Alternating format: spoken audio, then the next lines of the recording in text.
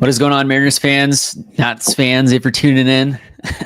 First live stream of the year. If you didn't know, this is Dylan. He's the co-host of the Cougs on the Couch podcast. He's a big Nats fan.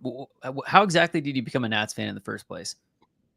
I apologize, everyone. I've got a little technical difficulties right now.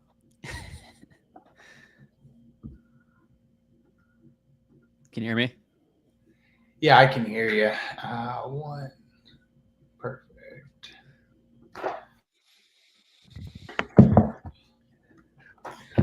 Check. Can you hear me? Yeah. All right. Off to a great start, but yeah, I didn't really. I mean, I kind of was like a Red Sox fan growing up at a young age, like until I was, I don't know, 10, 12 years old. That was like my first team. I don't know. What was your first T-ball team? Do you remember? Mine was the Red Sox. I forget which one it was, but I was the Braves and various other teams. And then I was the Pirates, and then so on and so forth. And like I really started getting into baseball in 2003, 2004 when you had those great Red Sox Yankees series in the ALCS. Obviously, the 2003 ALCS where Aaron Boone hits the walk-off. And then you have the following season, obviously, where the Red Sox take 4 straight. And it's, one of the greatest comebacks of all time. And, obviously there's been a couple of documentaries that have come out. Obviously, Bill Simmons, his documentary in the mid-2000s for 30 for 30. And then the latest one that came out, was that on Netflix? Not the documentary where they're following him around last season, but there was another like 4 Days in October doc. So long story short, Nats moved to Washington, D.C. in 2005. I didn't really have a team, and I just jumped on the bandwagon, and they were 56-39 at the halfway point after moving from Montreal. They had players like Jose Guillen, Vinny Castillo, Levon Hernandez was a big time free agent. CJ Abrams. Logan Evans gets CJ Abrams for the first out.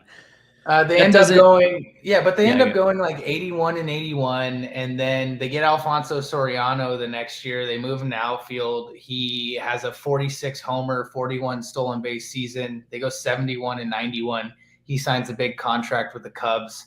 They end up just sucking for 2-3 seasons, and that's how they end up getting the number 1 selection for Steven Strasburg and Bryce Harper, and really just reset the organization. And you've known me since we met in 2017. 2015. I've been a Nats fan. As we got James Wood up at the plate, and boy, he's just having a fantastic season. The OPS, the extra base, the slugging, and his issue right now, Connor, is he can't pull the ball for a homer. That's what Nats fans are getting mad at.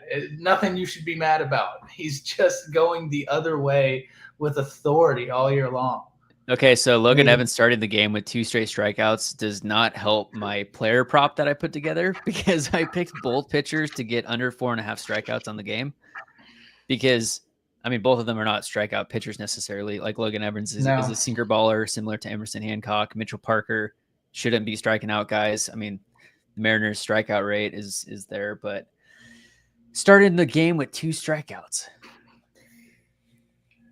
Yeah, that is what we'll get with James Wood too, is a lot of swing and miss. And you do have to change your the mic input. But quick Logan Evans stat, as there's a fly ball to the left field, clean 1-2-3 to start the game. If Logan Evans goes 5+ innings in tonight's start against the Nationals, he'll become the 11th pitcher in franchise history to go 5+ innings pitched in each of his first 6+ career games, and the first since Mike Montgomery did it in 9 straight from June 2nd to July 17 back in 2015. So Logan Evans is off to a great start of his career. And he was a former 12th round draft pick out of University of Pittsburgh. So pretty wild what Mariners have been able to do with their pitching depth. This is what a World Series ticket looks like, okay? Maybe one day. World Series sounds fun. I'd like to be a part of one day. That Michael Scott image. Yeah, I mean, I was lucky enough to be working in Alexandria in 2019, and I went to every single playoff game in that run except for game 4 of the NLCS where they swept the Cardinals. But if you remember that World Series in 2019, it's the only series that's gone 7 in NBA, NHL, and MLB, a championship series where the road team has won every game.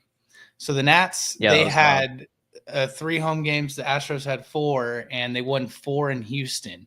I remember going to those World Series games with my dad, and the energy was just amazing. It was the first World Series in like 85 years in Washington, D.C., and the Astros just took like a 2-3 run lead in the first, second inning each game and just sucked the life out of the park, you know? So it's like you could feel it. There was a lot of tension. But yeah, it was a crazy run.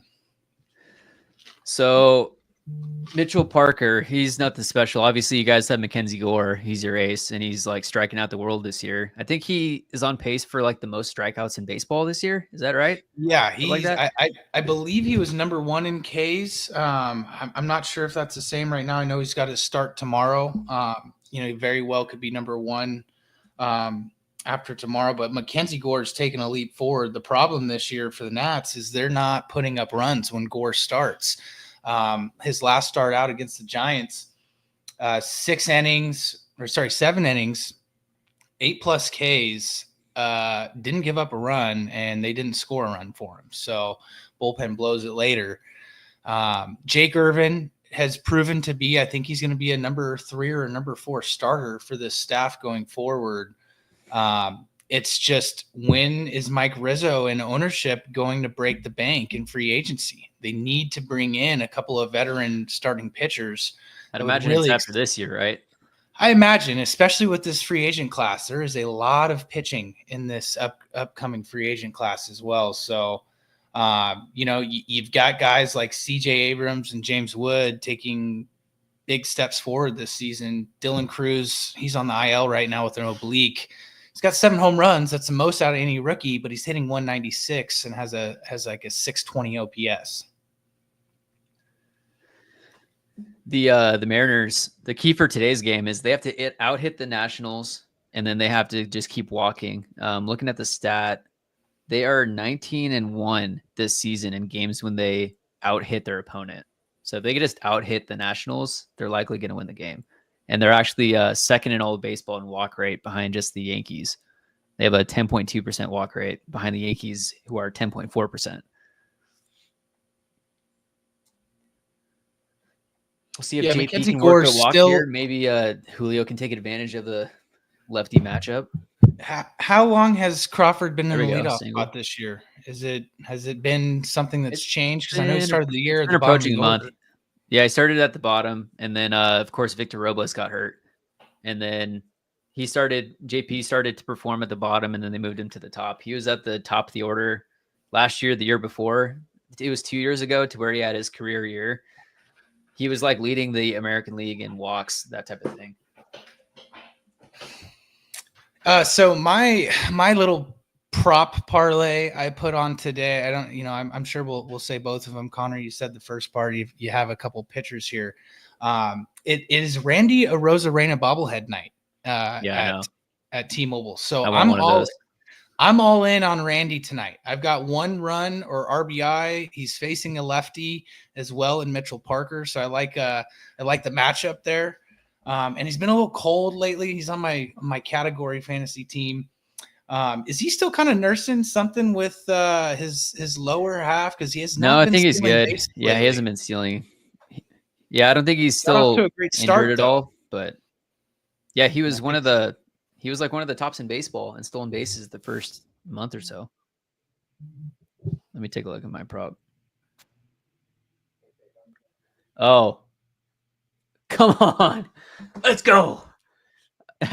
That's part of one of mine. I had Julio 2+ RBIs runs, and that just hit right there. Yeah, I think he was minus 145 for 1. So that was a great pick there. Okay, so I got JP Crawford over 0.5 runs plus RBIs, which hit. Dang. Julio Rodriguez over 0.5, which hit. Julio Rodriguez over 1.5 total bases, which just hit. I need James Wood over 0.5 runs plus RBIs. James Wood 2+ total bases, and then Mariners to win. Yeah. You had a lot happen right there in that first inning. And to finish mine, I obviously have the Randy run RBI, and then Robert Hassel. I ended up trying to go for it with this one. I'm taking him plus 150 for 1 run RBI, and he's plus 750 for a stolen base. So I've got a stolen base, 1 run RBI parlayed with Randy Arozarena, 25 to pay 600. So how many games has he started?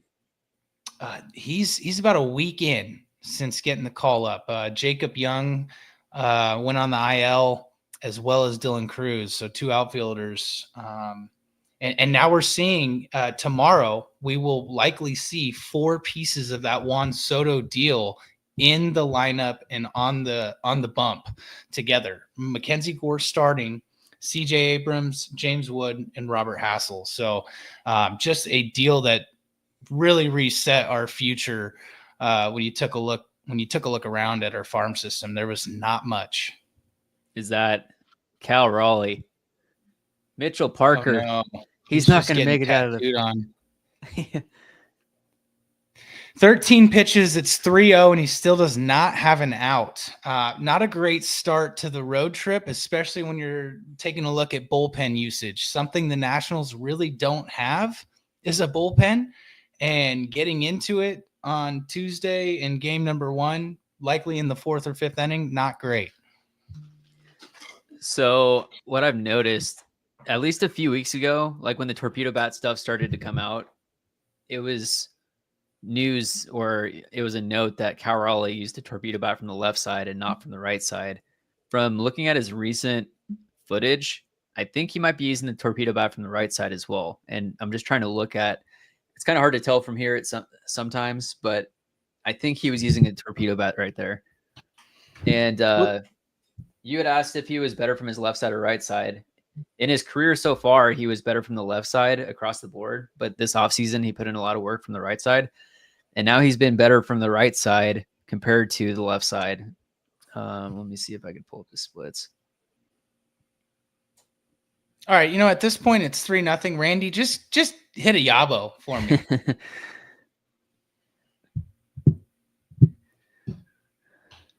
Oh, swings through 94 down the middle, 0-2. Connor is like 2 seconds ahead of me right now. Oh, really? Yeah. maybe give it a little pause on your side. Delayed reaction. Little pause. So Cal Raleigh this year, he's batting better from the right side of the plate than from the left side. He's got a 277 average from the right side. He has a 319 on base, a 600 slug. But then from the left side of the plate, he has a 242 batting average, a 395 on base, 565 slug. So it's mainly the on base that is better from the left side, but he has a higher average from the right side. And Mitch Garver, I think, has 1 home run on the year. Boy, that is a free agent signing that did not pan out well for you guys. That was DePoto's largest free agent bat signing of his tenure, was a 2-year, $24 million contract to Mitch Garver. What's the deal with Harry Ford? Off of like a great year. I looked at the stats and whatnot, Baseball Savant. He was like the best fastball hitter in baseball from like 2019 through 2022. And then they signed him and now he's trash. You think you guys will end up maybe packaging Harry Ford and something together for maybe a bat? Yeah, I think so. Do you see them going after a bat? And like what area, I guess, would they go after a bat? You going outfield, or is it going to be... I think third base is good with Ben Williamson there. It's like the value that he provides at defense. I don't think you bring in a third baseman for the bat. You got you got JP at shortstop. Second base has been solid with Leo Rivas. You got Dylan Moore that fills in there. There's Cole Young that has been doing really well at AAA. He's been tearing the cover off the ball. I wouldn't be surprised if he's called up. So I would He's say at AAA. Cole Young is. Yeah, he's been tearing the cover off the ball. So is that somebody that you might be adding fantasy wise? Not in fantasy. My team's stacked. What are we talking about? Who's got more points though this season, Connor? Oh, you currently do. Oh, wow. Congrats. Well, let's take a look at the end of the year. For those of you watching, Connor and I last year were in a pretty big time fantasy league, 14 teams, 2 keepers, like 250 a year for the pot. And we do draft pick trading. So last year, Connor and I, we didn't do so hot. So we sold our teams. You have to commit to the sell. He ended up with 3 first-round draft picks. I ended up with 3 second-round draft picks and got the number 1 pick. So I got Shohei. He got number 2. In a reset year. In a reset year, he got the number 2 pick as Aaron Judge. So we are just both loaded this season on a collision course, hopefully for the championship. Yeah. It would suck if we faced off in the semis. That would be brutal, because at least in the ship, okay, hey, I'm still winning a rack here.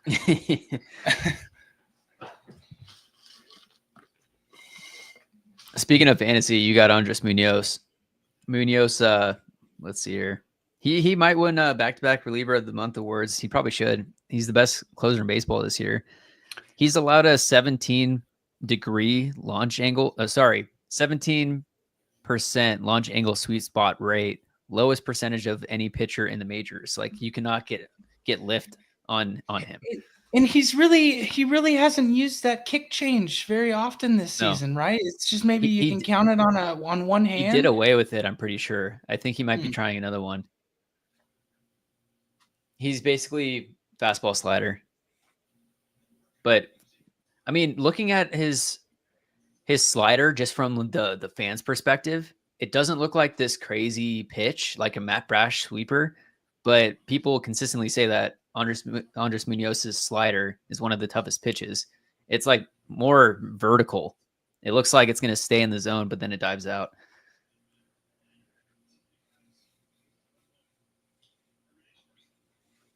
Oh, great pick right there by Tanya, who's usually just a coin flip over there on a one hopper to third base. The score I was thinking before the game started was like 6-4 Mariners. I also took the over in this game, which was 8.5. So great start in the first inning here. Now the Rockies, that one thing, you take a look at that team and the standings. I mean, it's unbelievable how bad they are this season, especially with what the White Sox did last year. They're 9-40. They're 9-45, Connor. I'm taking the walk-ons out to Denver for the 4th of July. We're playing a baseball tourney out there. And do they have 20 you guys up? Are they bringing you guys on the field? They might need us. I'm just wondering, do they have 20 wins by July 4th? They have 9, and it is May 27th. Jeez. I mean, I would have to assume that they do. Like, I would think so. That is such a bad pace. There's no way. I mean, let's take a look at their schedule. They are in the NL West, which is the toughest division in baseball. You've got 3 teams that have 30 wins in the NL West right now with the Giants, the Padres, and the Dodgers. And the Diamondbacks, at 27-27, that roster is worthy of, possibly making a run in the playoffs. Okay, so here's their schedule in June. Right now, they're against the Cubs, so good luck. Then they go 2-2 right now. Then they go at the Mets. Then they have 3 at Miami, which there's some daylight there, but then they got home against the Mets, home against the Giants, at the Braves. Then they got 4 against your Nationals, so we'll see how that series goes. Then they got 3 against the Diamondbacks, 3 at home against the Dodgers, and then 3 at Milwaukee. And then they got Houston at home. It just looks like a beautiful day for baseball in Seattle. I mean, one of my favorite places to see a ball game. I've been to 15 out of 30 stadiums in Major League Baseball, and I've got Seattle top 5 in what I've seen so far. And obviously, going to Washington State, and working, across the Pacific Northwest, you find your fair share of Mariner games. They're always fun, especially in the summertime. And next time I go to a game, I'm going to go sit up in the 300 because the view from up there is pretty incredible.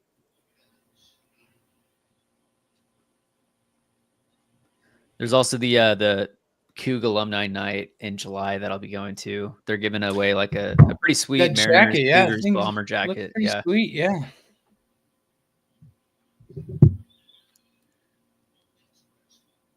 Uh-oh. I asked for it earlier today. I told everyone, I said, where's my Mariner fans on Twitter? I said, get ready to learn James Wood. And I'm seeing some of the repercussions. People have bookmarked the tweet. No, I like the Mariners. I have a good amount of Mariner fans that are friends of mine. So, it's I'd say it's like an AL ball club that I definitely would root for in the playoffs just because of their playoff history and how much Seattle does care about their baseball team. And unfortunately, you have a pretty shit owner.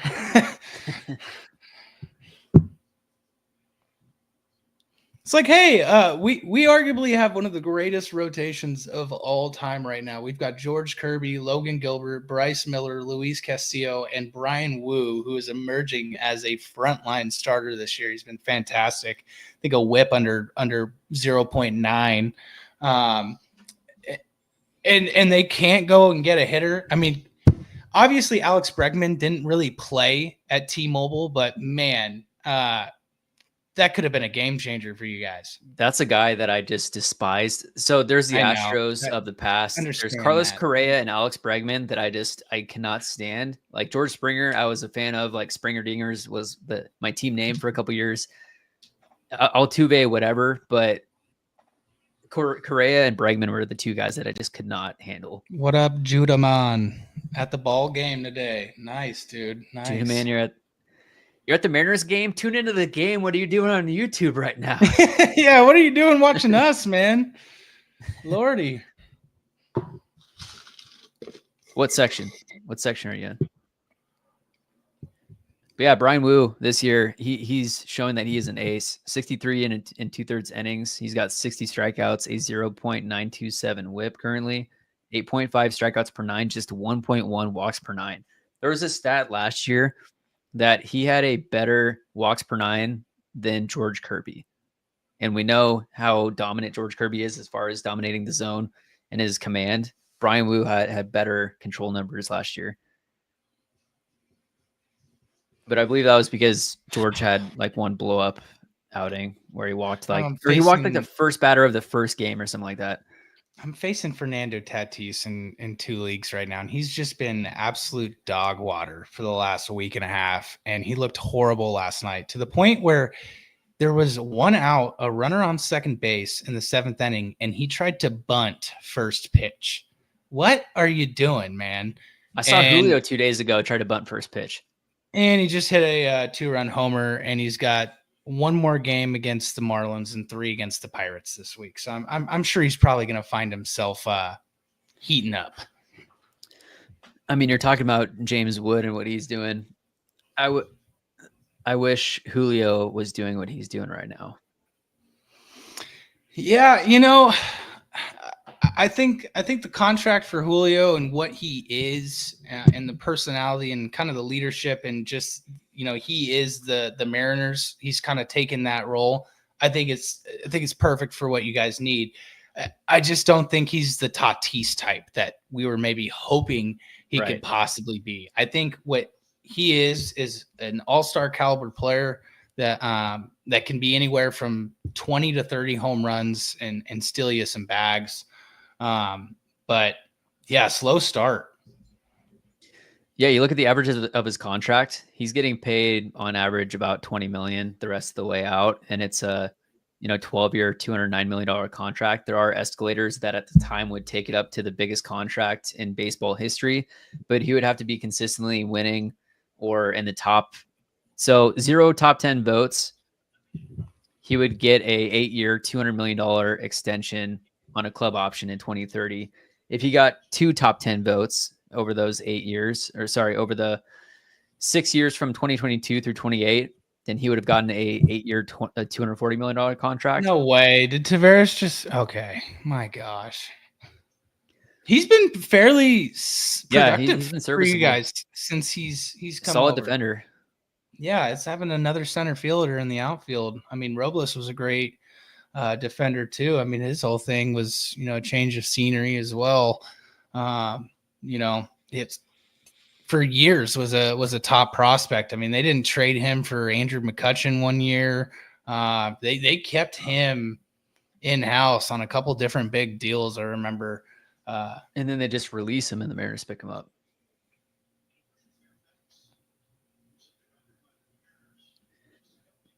So Ben Williams, born in Fairfax, he's a Virginia guy. Does he play his college ball on the East Coast or what? Yeah, let me take a look. I just did a video on him.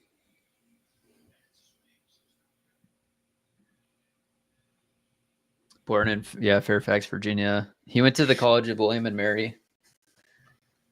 And he Williamsburg, good old Williamsburg. Yeah. Have you seen his highlight reel? He's filthy defensively. I've seen some. He's of the insane. He is Nolan Arenado at third base. It's just a matter of if the bat can start playing. I think he'll take that defense and power. I mean, I think you take 250 and phenomenal defense over there, right? Well, that's where you don't need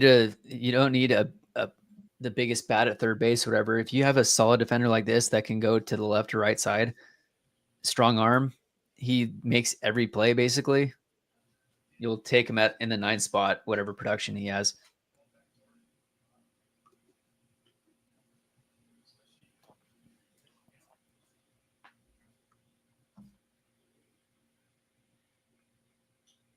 Right now, the Nationals are kind of waiting on some arms. Cade Cavalli, he was a big time draft pick in 2019 and a top prospect. He's had Tommy John and has had a really just slow rehab back from it. Finally pitching at AAA at a 5 inning 7K game out last week, and hope is you can get him into this pitching rotation in the next 2-3 weeks and get either Parker or Trevor Williams out of here, because I'm getting pretty tired of watching Trevor Williams take the ball every 5th day. It's pretty brutal. So Cavalli hasn't debuted? No, he did debut in 2023, and then got Tommy John. Oh, okay. Then just had a couple other things that were not TJ related that hampered his rehab. So it's honestly been kind of like a head scratcher among the fan base. It's like, what is going on with Cavalli? And it kind of just went missing for a little bit. I mean, you see that happen in baseball. And I mean, kind of off of that, talking about health, you were talking about earlier the Mariners not spending when they had the best, arguably, rotation in baseball. They had the best rotation in Mariners franchise history last year for sure. And they were extremely lucky with their health. And now this year we're seeing the opposite side of the coin, to where it's like you should have spent because you had the fully healthy rotation, the best rotation. Now you're seeing, hey, these guys are worn down a little bit. Logan Gilbert's working his way back. Bryce Miller has a bone spur, as you pointed out the other day. That's basically like a growth on the bone. I don't know exactly where it is, but it's just like an extra pointy part of his bone in his elbow that's causing inflammation. And so he doesn't have any discomfort now. So it's not a season ending. If he were to get that taken out now, then it would be, but it's something that he could pitch through. He could still be serviceable and produce, and then take care of it. How do you feel about him being serviceable the rest of the season? I mean, that's got to be well, the entire start of the year, he just hasn't had a feel of the zone. Like, he's been able to dominate the zone so far in his career, and he came up like throwing 70+% four-seam fastballs, and now he has 7 pitches. So it's like trying to dominate the zone with all that arsenal. You might have to simplify it a little bit, pound the zone a little more. Too much. Yeah, I mean, last year his splitter, he debuted his splitter, and that was an incredible pitch, but he's got to get the field down, and then hopefully Gilbert comes back fully healthy, because that was a big scare. I always find it funny when the starting pitchers rock the wedding ring as the necklace while they're pitching, as Mitchell Parker has on his neck. Are you gonna be rocking that in Sunday League, dude? I guess if you're a lefty, yeah, you're holding the ball in that hand. Yeah, you can't. I got the rubber ring.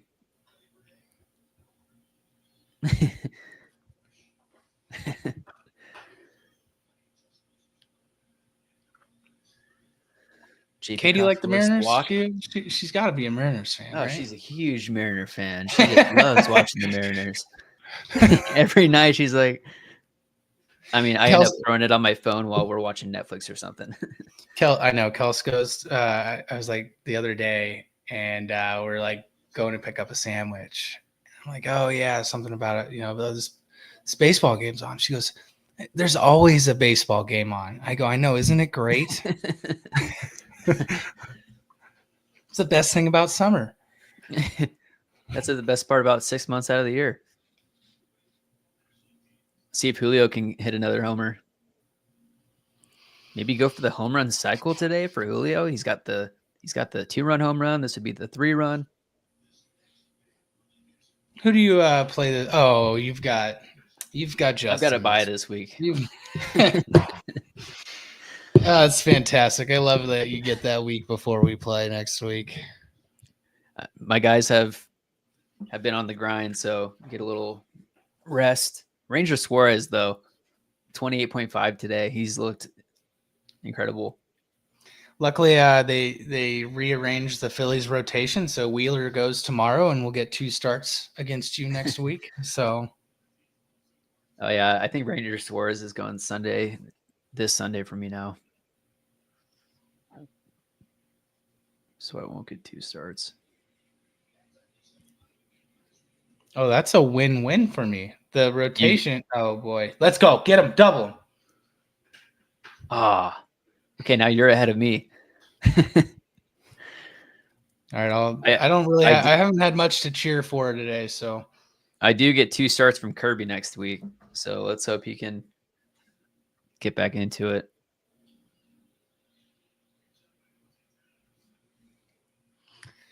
I'm desperately trying to find another pitcher in our league, and it's just slim pickings. I'll tell you that. Nobody wants to trade. Nobody. You've got Mitch Keller that I dropped. Who else have you gotten from? Mitch Keller's been great for me since you dropped him. He said 3 out of 4 quality starts. I wanted to pick up Trevor McGill, but Tyler McGill. Or Tyler McGill, yeah. Yeah. I mean, that's the guy that the other day when we were talking, I was like, I don't have any more ads. I was thinking about adding him over Abbott, but I'm just hoping I can save this last ad for Sunday for someone against you the following week. I'm playing DJ. I mean, he's third least points in the league. You'll find some scrub to stream. It'll be great.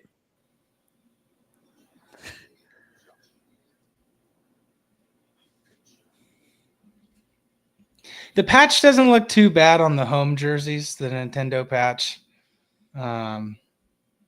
It's like, I feel like it's on the teal jerseys or on the City Connect jerseys, to where it's royal blue and then red, or it's like Christmas colors with the teal.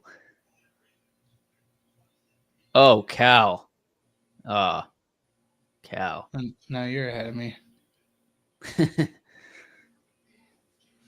All right, Robert Hassel, I need you to get on base, steal a bag, score a run. There he is. I'm watching the Nats broadcast, so he's leading off next inning. Also, our 9 batter, Dylan Haugh, he was a second-round draft pick in 2020, so he's another guy that is coming up through the minors with this Nats minor league system. We have a really good prospect. His name's Travis Sikora. I mean, it literally looks like mini Jacob deGrom. He's had 15 innings of minor league ball this year, 32 Ks, a 0 ERA. He's got a funky delivery. Very funky delivery. He dealt with it. Came in out of high school, 101, 102. And then he dealt with a hip issue last year throughout the season that he pitched through that hampered his velo, but he was still sitting 98, 99. So the hope is, he got that fixed. Hopefully he can have higher velo. But yeah, I mean, that's a guy that you're looking at as pairing up with Mackenzie Gore, and then hopefully you can sign a couple guys, veteran arms to some free agent deals and kind of mix the youth with, a veteran presence. Because, back in the day when we initially went through this first rebuild with Mike Rizzo, they signed Jason Worth to a free agent deal, like a 7-year, $126 million deal. They overpaid the hell out of it because how are you going to get someone to Washington? You got to overpay for a free agent, but he kind of changed the culture of the team, guy that won a World Series with the Phillies, and just kind of became that unofficial leader, in the clubhouse. And you kind of pair him with a guy like Ryan Zimmerman, who played his whole career there. So you got to overpay the bats to come to Seattle also is the issue.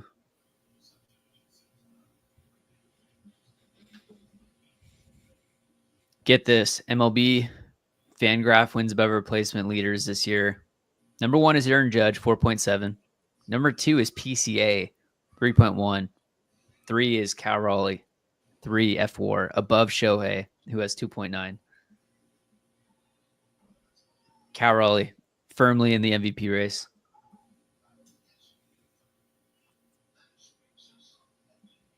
How old is Hassel? Is he 20, 21? It's like 22, 23. Okay.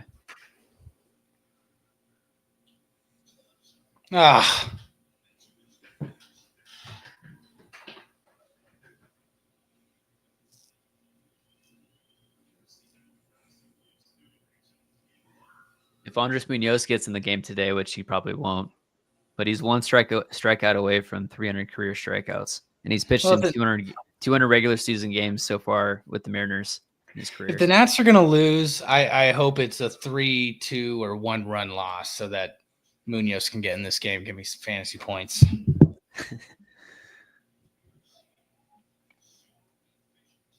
And we were talking about Brian Wu earlier. He's a AL pitcher of the month candidate in May.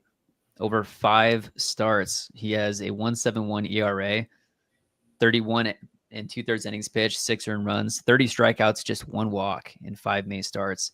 Opponents are batting .225.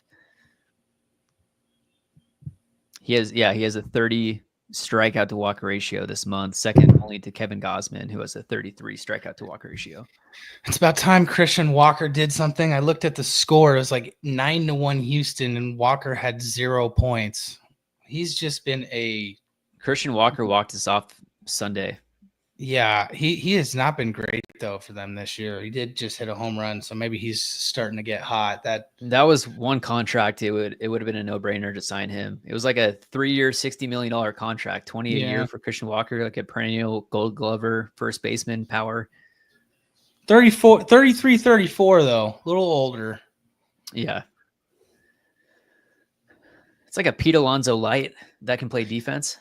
This has kind of been the Nats story, though, outside of Mackenzie Gore. It's just these starting pitchers, they don't have a great first inning, and they're scrappy. They stay in these ball games and pitch better for the most part, innings 2 through 5, 6.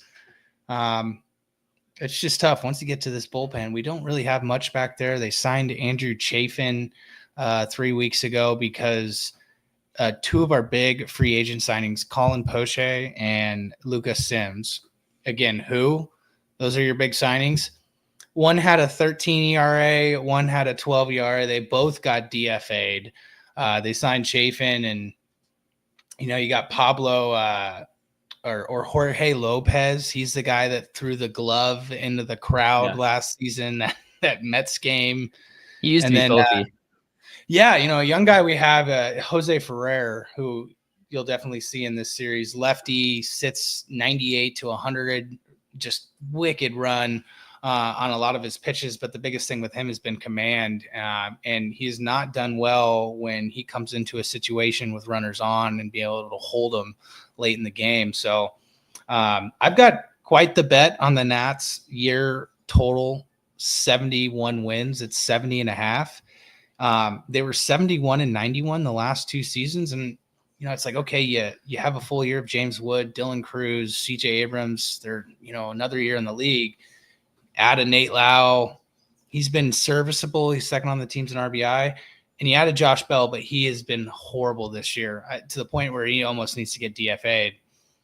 So it's going to be interesting. It's going to be a tough bet. They have the 4th toughest schedule the rest of the way. And their easiest month, of course, is September.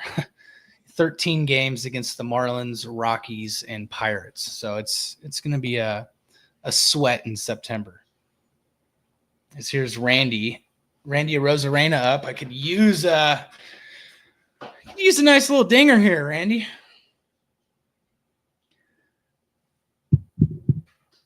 Looks like Houston has the toughest remaining strength of schedule the rest of the year, which you love to see. Where were the Nats Mariners are 21st. I see the Nats have the 5th hardest. 5th hardest, yeah, not great.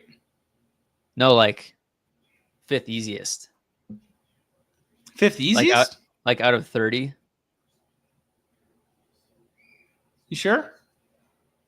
I'm looking at it the opposite. Yeah, so they're 5th toughest. Okay, Houston has the easiest remaining strength of schedule. Dang it. Yeah, looked at that wrong.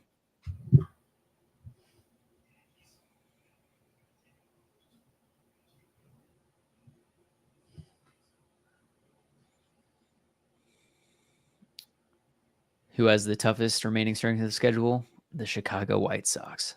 And then the Rockies are the 3rd toughest. I'm telling you, I don't know if the Rockies win 40 games this season, dude. That's insane. Don't think it's happening. I haven't watched a Rockies game, but every highlight I see, it's like the clown music in the background, guys just like falling over themselves. Hey, I have been fading them and the Pirates all season long, so I've watched too many Rockies games. That's why I did not want to take Paul Skeens in this year's fantasy draft, because the Pirates are just not going to win games. And whether it's good or bad, like wins are a flawed stats or losses, because it's not all on the pitcher. But the Pirates are not. Paul Skeens is not going to get the wins.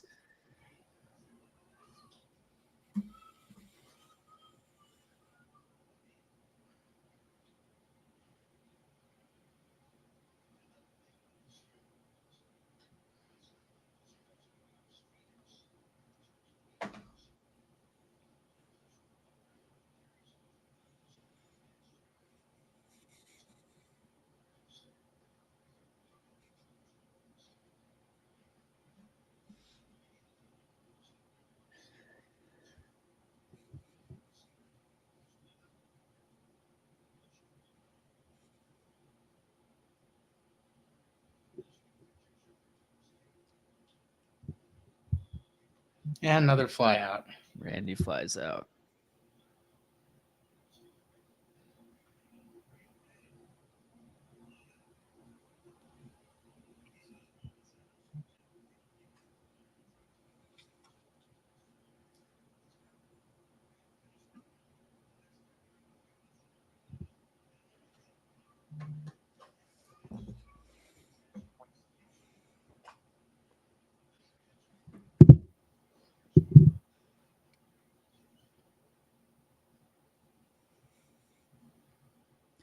Mariners are 17-6 when both Julio and Cal homer in the same game. Yeah, you got to hope the top of the lineup here can put some better ABs together against Logan Evans. I mean, it's not Randy Johnson here. His slider is looking good tonight.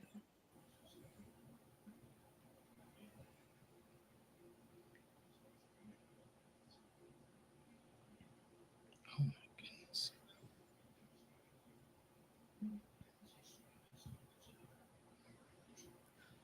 Oh, boy, DJ's offense is going off in this late half of games. You got a homer from Christian Walker. Are you against CJ? Yeah, Tatis. Oh boy, I'm gonna really need a Munoz save tonight, or James Wood to do something. Mitchell Parker's already got 64 pitches here in the third inning.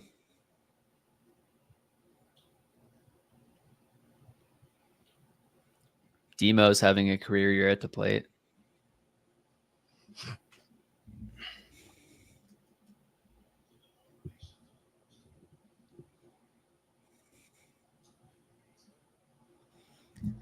Dylan Moore last year won the Gold Glove at the utility position, the first Mariners player to do so. He had 5 errors on 401 chances at 6 different positions. Wow. So what? He played every outfield position, third base, shortstop. He just didn't pitch, catch. He played first base. He played like one game in center field. That was a Spokane Indian once upon a time. Yeah, he was.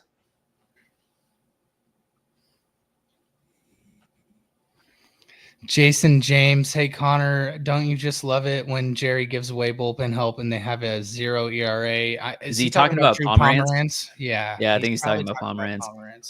Pomeranz was the guy that I was excited about. And right now, yeah, the Mariners I even bullpen, texted you have about one him. lefty. You have one lefty in the Mariners bullpen right now, and Gabe Spire. That's it. I even asked because we were out, doing some stuff for Coug Fan too after you were doing your Mariners stuff in spring training, and it was like, wow, Pomeranz is back. I mean, he was a guy that was always just kind of had injuries, and if he was going well, he was a really tough lefty, whether he was starting or in his relief role. At some point, I do believe we might see Brandon Garcia. We'll see if he debuts this year. It might be next year at this point, because if the Mariners add at the deadline, it's probably going to be first base, maybe another bat on top of that, but also some bullpen help. Ryan Helsley was a name that was thrown out, I think, by an MLB commentator. What if the Mariners bullpen gets Ryan Helsley added to that mix? That'd be pretty. But do you need him? Like, you can use him. Yeah, you could, but I feel like you need more offense and maybe a starter, depending on having health risks with Gilbert. I wouldn't add a starter. Bryce Miller. I wouldn't add a starter. I mean, you look at Logan Evans, Emerson Hancock, what they do. You have, if you get into the playoffs, you really only need the big 3, and then you could have the additional 2 that could be long relief if you need. Luis Castillo 2 days ago. I mean Castillo would have to start a game in a 7-game series, though, technically, right? Yeah, for sure. You got Brian Wu. Hopefully Logan Gilbert's healthy. George Kirby. Yeah. Who starts the second game? So obviously Gilbert's probably your opening starter, but are you going Kirby or going Wu? I would go Wu at this point, because Kirby started the year on the shelf. We'll see how long it takes for him to get into it, but Brian Wu he's been the best starter so far this year. CJ Abrams, NL shortstop ranks first in slugging percentage, OPS, and extra base hits, tied for 4th in homers. So it's been a fantastic year for CJ. Still a little bit to grow defensively. He's still I think -1 as defensive runs saved at shortstop right now. So I think that's another question mark, is like, okay, is this guy going to be a shortstop of our futures, or is he going to eventually end up at second base of the outfield? Do you have any big other shortstops in your system?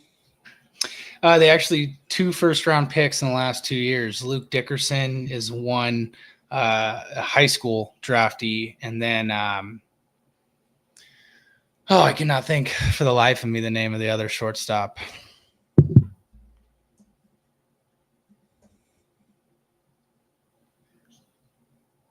Logan Evans is at 27 pitches right now in the 4th inning. Seaver King. He was like a number 9 pick in the first round. Is he a high schooler or something? No, I think he was out of Wake Forest. JP Crawford. He is so gosh. solid. He stung that ball too. He's one of the guys that just flies under the radar, but when you watch him play defense, he's incredible. Yeah, he's very good. He had a Gold Glove in 2020.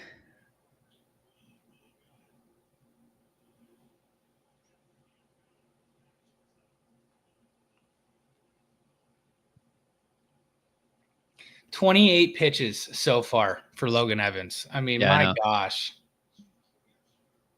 He might be Randy Johnson. I need James Wood to get a run an RBI. Oh! See ya. Oh! Oh my gosh! Look at that ball! That just hit for another piece of my parlay. Hey, good shit. Oh my gosh, 448 feet to dead center in T-Mobile?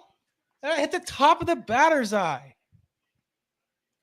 I remember Jared Kelenic had like a home run in 4 straight games or something, and then I went to the game in Seattle, and then he hit a tank just like that. It was like a moonshot for like, I believe it was the 5th game in a row that he hit a home run at that point. Gosh, I sound like a sicko, but I have a full season long bet on James Wood over under 17.5 home runs. He just hit his 14th. Oh, it's May 27th. Just one of the easier bets I saw preseason. I think they probably took, he pretty much played 80 games last year and ended up with 9 home runs. So Vegas was like, okay, let's just add another 80 games worth. He's at 18. He's going to hit probably 30, 35 bombs this season. And it's incumbent on the Nationals to re-sign James Wood. I mean, we have seen these homegrown talents, Bryce Harper, to name one, Juan Soto, to name another, leave. Anthony Rendon. Obviously, that's looking like it was the right move now. Well, I mean, if you sign him to an 8-year deal, buy out like 3 years of free agency at least. That's all I'm hoping for. Can we get him until he's age 30, age 31? Like an Acuna type contract. Here's the other thing. That's a horrible contract. Poor Ronald. And Ozzy Albies. The Braves, they did some pretty nasty work with that. But they must have had an insider as their agents. Yeah. But gosh, what was it? I just lost my train of thought. Where was I going? Dylan Cruz. No.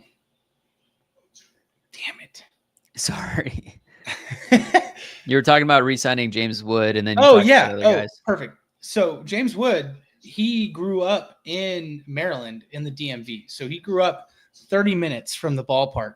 I mean, how do you not go after that guy and try to get him signed to a long-term deal? I'm going stir crazy out here. I mean, one of these guys, whether it's Abrams or James Wood, the guy they gave the extension to is Keibert Ruiz. God, he's batting right now. He was one of the big pieces in the Trey Turner, Max Scherzer deal when they were sent to Los Angeles in 2021.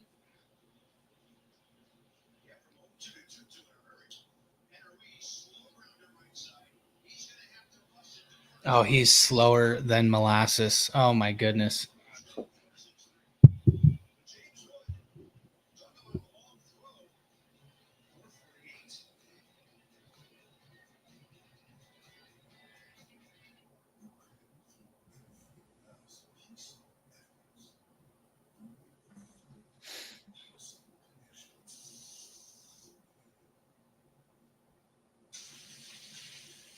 Jason James, if Evans can get the velocity back from last year, he's going to be really good. Yeah, I mean, he's shown some solid stuff so far. And as I mentioned earlier, he's about to become let's see here. He's about to become the 11th pitcher in franchise history to go 5+ innings in each of his first 6+ career games, and the first since Mike Montgomery did it in 9 straight back in 2015. So Logan Evans is off to a great start of his career. I feel like I kind of remember that Mike Montgomery run. I might have streamed him 3 weeks straight during that.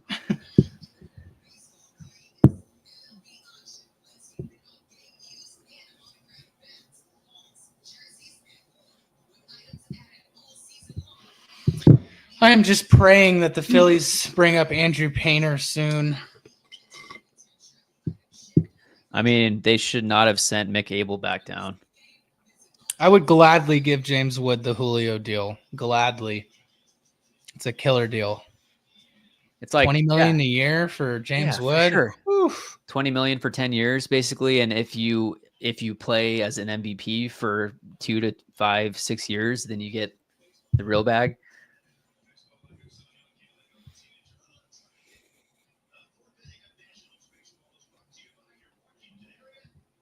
And wasn't there word that the Padres thought that James Wood was lazy just because of how he kind of carried himself? Yeah. That was quite the tidbit to hear from, oh my goodness, she's a athletic writer when we were in the Guardians clubhouse. Just kind of found myself having a conversation with her for a couple minutes. You're like, I love your work. Yeah. And then she's like, oh, hey, here's a deep cut for you. Like, that's great. Not to be confused with the Jesse Winker laziness.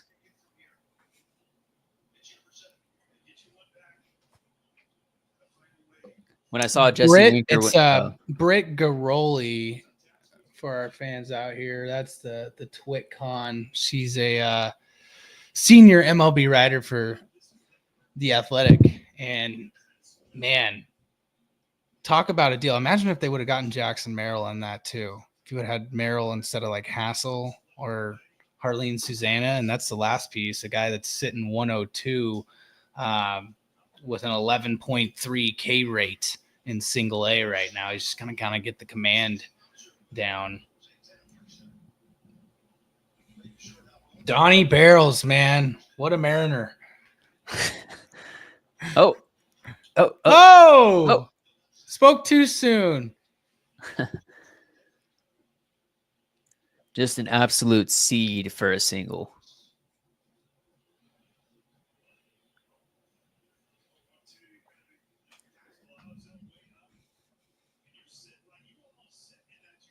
Who did we sign 3 years ago as our lefty specialist that we ended up dropping after the first month? There was Tommy LaStella, who's a lefty. Oh, what's his name?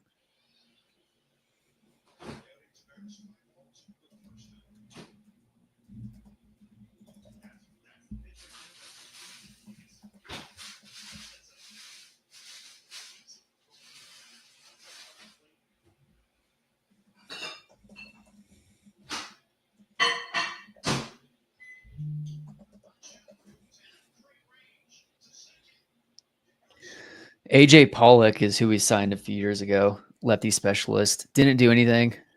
Donovan Solano. We signed him for his 280 career batting average. Didn't do anything.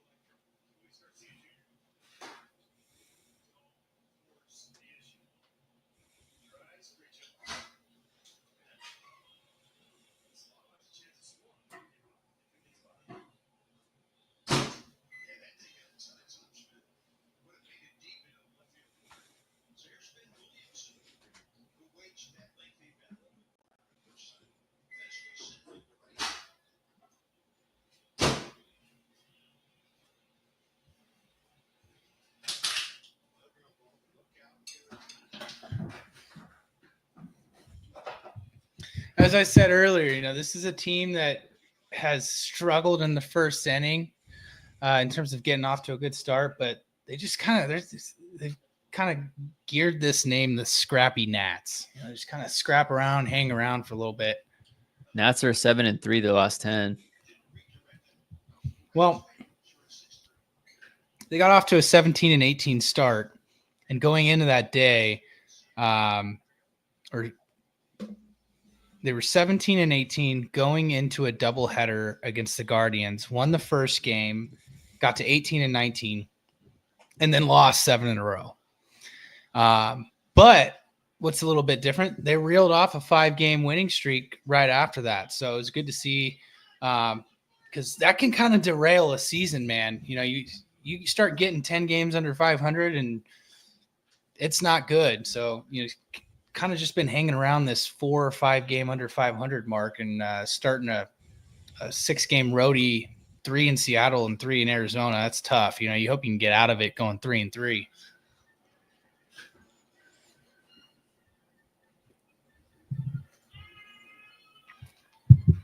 Jesus. He's had 4 guys hit homers in these 6 o'clock games. Ben Rice just went deep. Ben Rice. He's been good. So the Mariners, they started the year 3-7. Now on the year, they have an 11-5-1 series record, 4-3-1 at home, and 7-2 on the road. Before this, Houston series, they were 7-1 on the road. They had the best road record, I believe, on the road.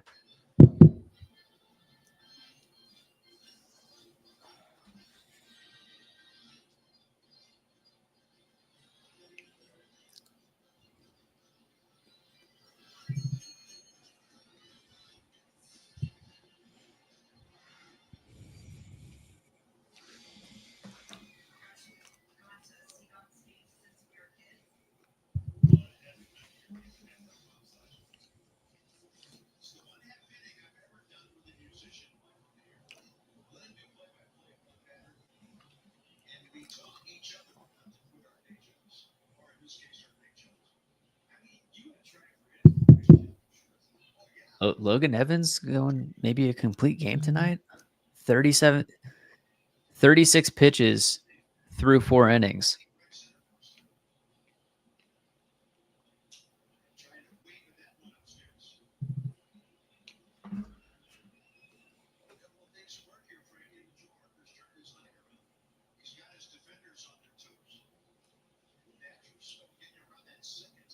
Oh, is that going to get to the gap? Tavares, man. He just takes great lines.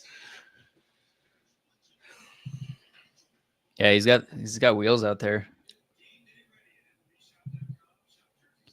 Logan Gilbert starting a rehab assignment on Thursday.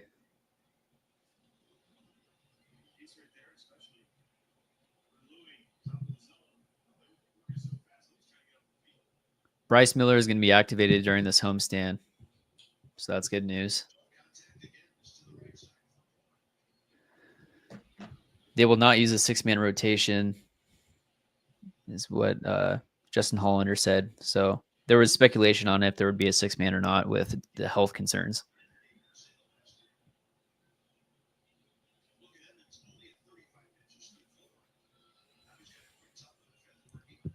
I took 5 strikeouts from Max Meyer tonight with the Marlins. He's got 0 through 2 and 2 1/3. It's 6-3. That's not happening.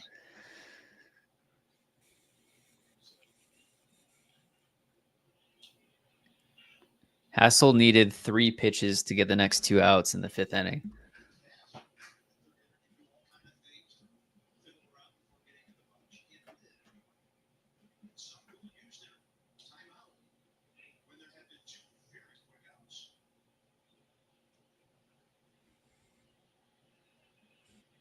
Well, at least it's guaranteed to be a 5-pitch inning. Well, now 6.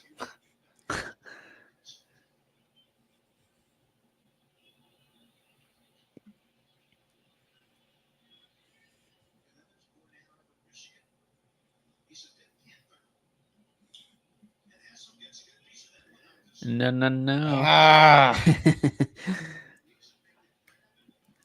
Logan Evans heading into this year was the Mariners' 10th ranked prospect via MLB Pipeline. One of my Mariners buddies yesterday texted me. He goes, "You ready for the Nats to get marine layered this week?"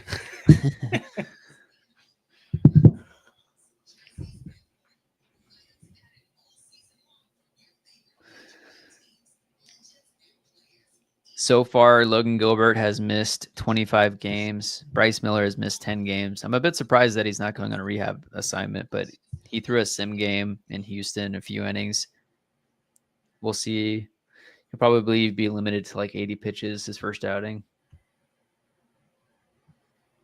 But man, Logan Gilbert, when it comes out, right elbow flexor tendon strain, that's not good. That's not like recent, right? I mean, that's why. No, that's when it first happened. Flexor tendon. It's like, okay, we know where that goes.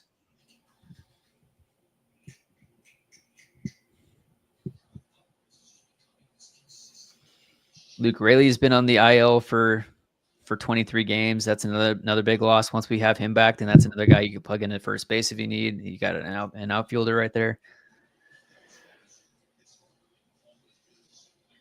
But I mean, and also at first base, you have Dylan Moore that you can play first. You got Luke Raley. You got Righty Tellez. You need to get ABs against righties. So I don't know if you could just have to add like a general bat or like a second baseman at the deadline.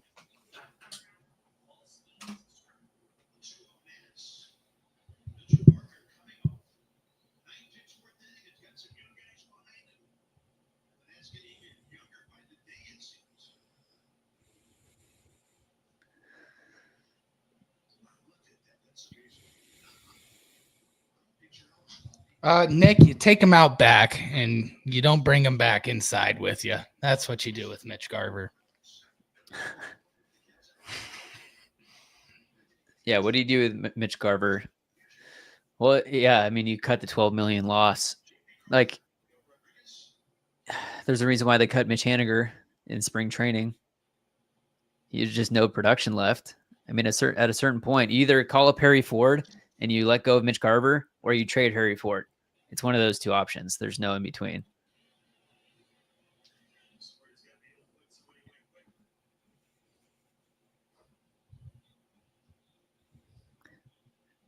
Is that a dog emoji?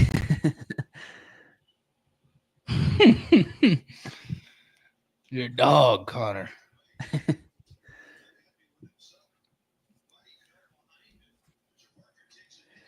Hey, JP Crawford, take a seat.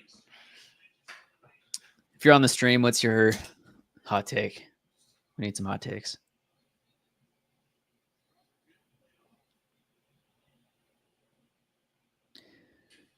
Okay, so Logan Evans struck out the first two batters of the game, and now he only has 2 strikeouts through 5 innings.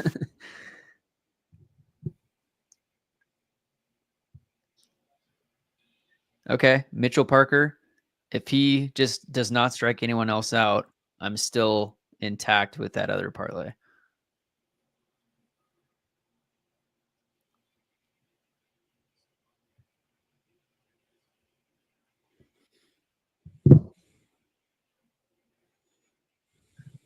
Well, all of a sudden, Mitchell Parker's got 2 outs, 82 pitches, bottom of the 5th. Maybe a possibility getting through 6 and a quality start here after 3 runs in the first inning. Not after Cal gets done with them. That was a hanger right there. 18 bombs. Wow. What an amazing season for Cal Raleigh. Yeah, I know.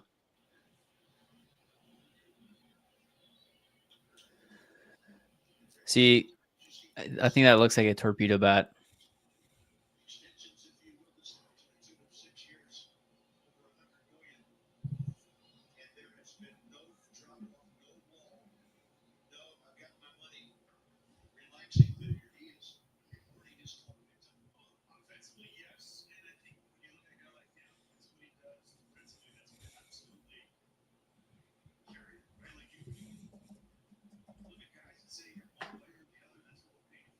Cal Raleigh. Cal Raleigh. Second home run from the right side tonight. Oh my gosh.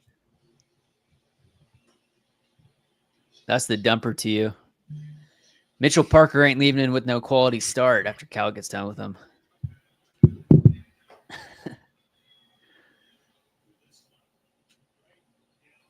He is. I mean, you can't throw an 87-mile-an-hour changeup right down the middle and expect there not to be repercussions. His power side in his career was from the left side, but this offseason, he talked about how he's worked a lot from the right side of the plate, and that's shown in his production. He's been better from the right side.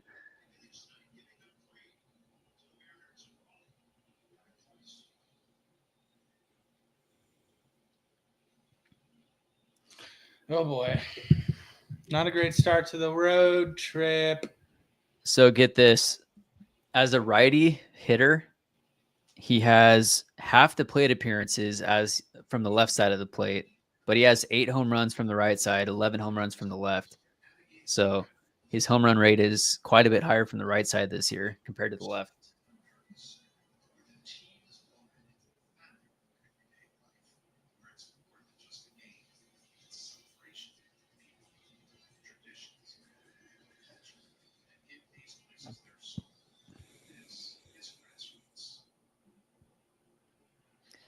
To believe that Justin thought Cal wouldn't even hit 20 home runs this year.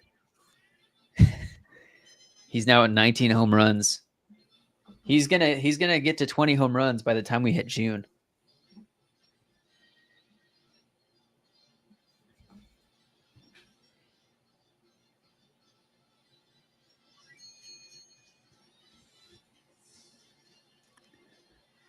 I should have taken you up on that bet.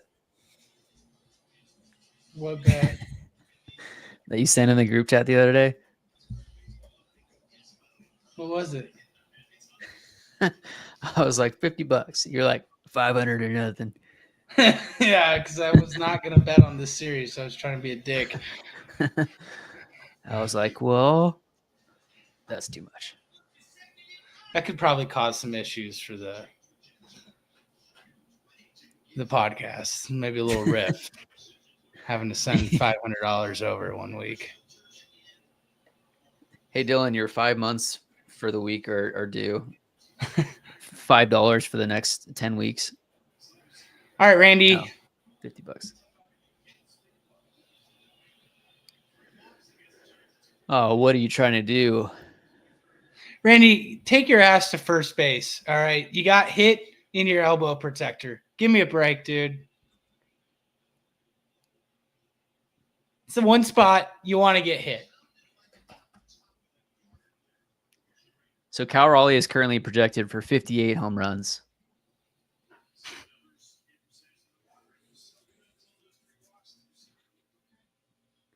And by the way, Cal is swiping bags this year too. How many? Let me look. He's got 5 bags. Wow. That's more than Mookie Betts. He could end up with 15 if you really push it, get to 20. I Have think a 60-20 season. He's going to have a 40-10 season. I mean, that's incredible for a catcher.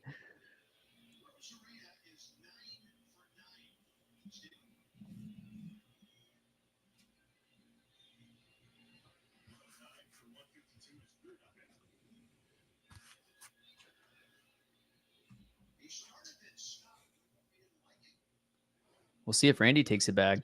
Started and stopped on that last pitch. This is Randy land.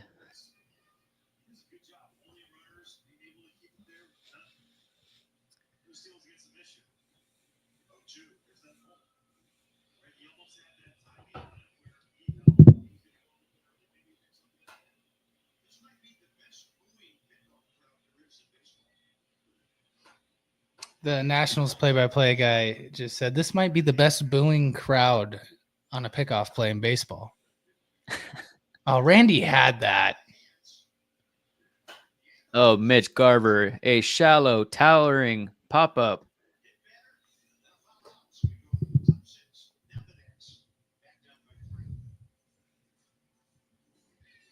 They had these neon yellow hoodies for Randy the first month of the year that were pretty sweet. It had his crossed arms on there.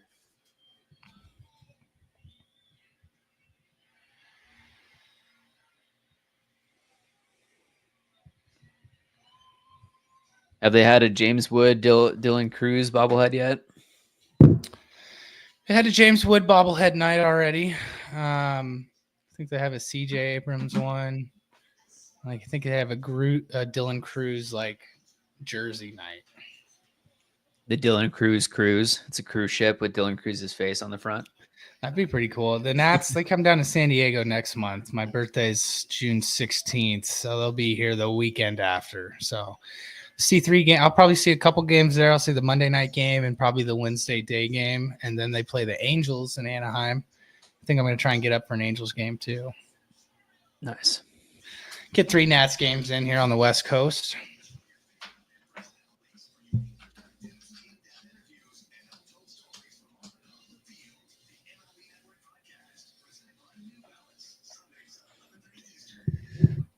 Most consecutive games with 0 earned runs to start a season. Mariners history. Andres Munoz has 23 consecutive games to start the year. He is 2 behind Lucas Ludic back in 2012. Ludski. He needs 2 to tie, 3 to break the tie. Yeah, Mitch is garbage. Yeah, I mean, the only thing is the positional versatility. Well, not versatility, but the fact that he's a catcher. I mean, you're not going to put a chest protector on Dylan Moore. Otherwise, yeah, you got to cut Mitch or just kind of let him sit there and catch once a week.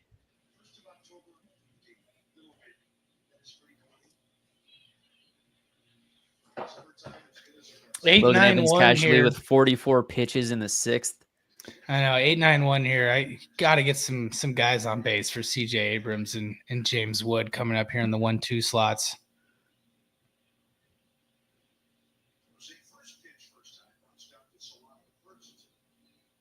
I wouldn't be surprised if the Mariners bullpen got going, though, if a couple guys get on here. What? Seriously? You don't think they might bring in Spire for James Wood if there's runners? He's got 46 pitches. What are we talking about? Yeah, let's pull him. He's got 60. Still third time through a lineup. I mean, you got a 3-run lead.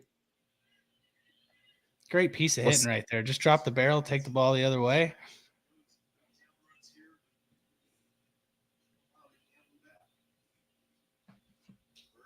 Woo! Oh, that looked like a hanger.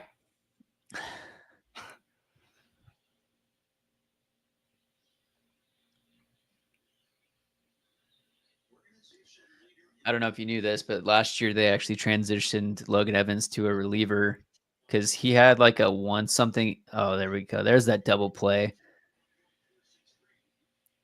Logan Evans had like a 1-something ERA through the first 2 months of the season, and they transitioned him to a reliever and then back to the starter. And now it's This is brutal. This guy looks like a total chump with his glasses on. God. Well, the only guy that can see a ball is James Wood, so maybe the rest of the lineup should throw on some glasses.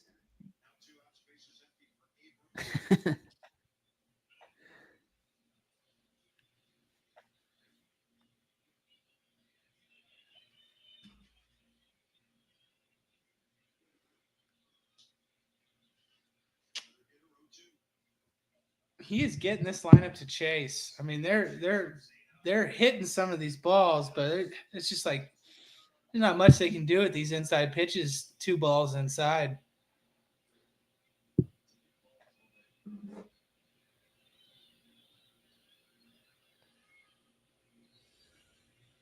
I mean, the thing about him, his stuff moves so much. He doesn't have a pitch that goes straight.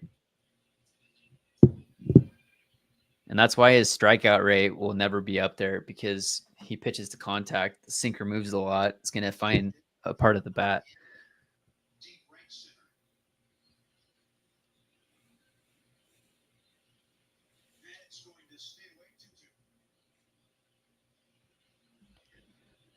So when I posted about Ben Williamson, people keep saying he's the next Kyle Seager. He's not the next Kyle Seager.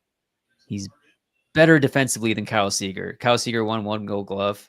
Ben Williamson is a perennial Gold Glover from his talent. Is that gonna drop? Oh, that's just some firewood. So, I mean, Ben Williamson, we'll see what his production is at the plate. I mean, Kyle Seager was a power guy. He had some pop there. Ben Williamson doesn't quite have that. He has more of a contact ability. Hopefully, Ben can bat over 260. It sounds like he has a good eye at the plate, but I mean, he's an elite defender. –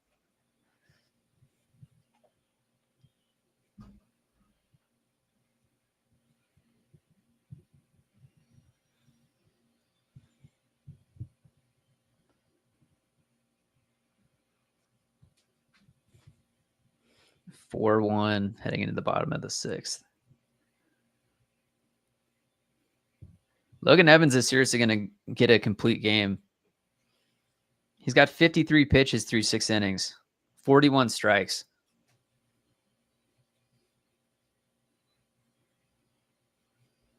Hey, Dylan. Sorry.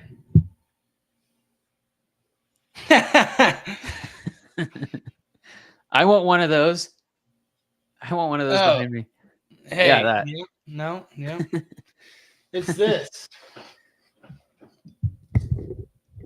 Ryan Zimmerman, too, the lifelong national, finally got his moment. But this is actually an adult baseball championship that Connor and I both won. So, that's the adult league one. Yeah, that's the NABA World Series logo. That does look like the Nationals colors, though. Speaking of, Ryan Zimmerman was a lifelong Nat. Now Cal Raleigh is a lifelong Mariner. Let's get him a ring. Or 3. I'd be super down to see the Mariners win a World Series. Definitely be rooting for this organization. Only team did not ever make it. We'll see if Portland gets a team by the time the Mariners can make it to the World Series.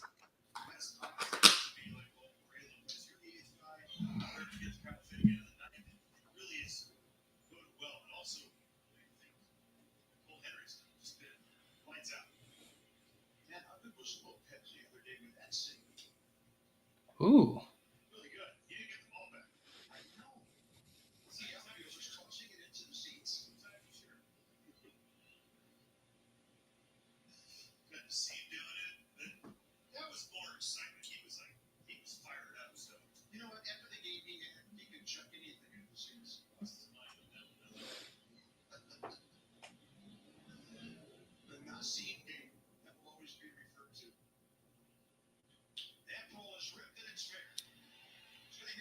Demo.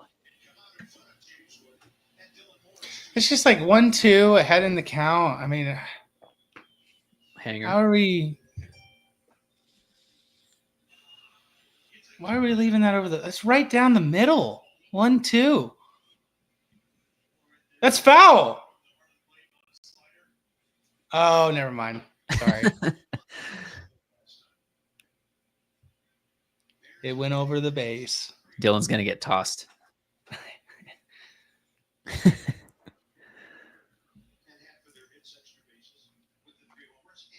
Donnie Barrels batting 188.1 on the year, brought him in for his batting average, career 280 hitter. Here comes the 6-3.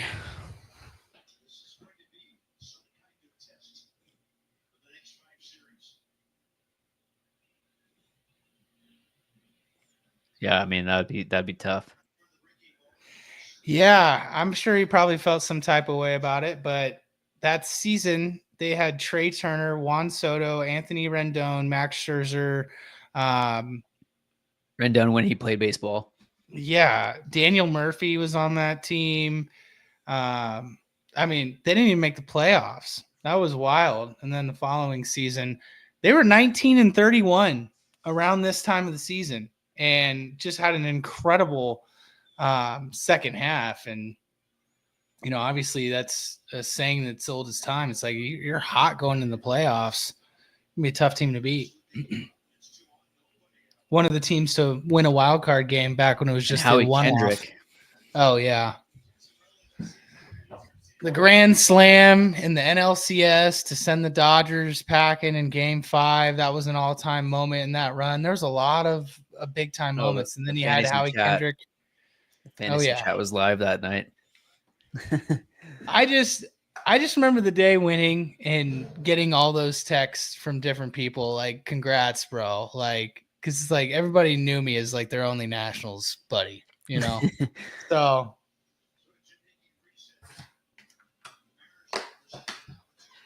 what age do you think you'll be when the Mariners reach the World Series for the first time? By the time I'm 40. All right. I'm 31. We got 9 years.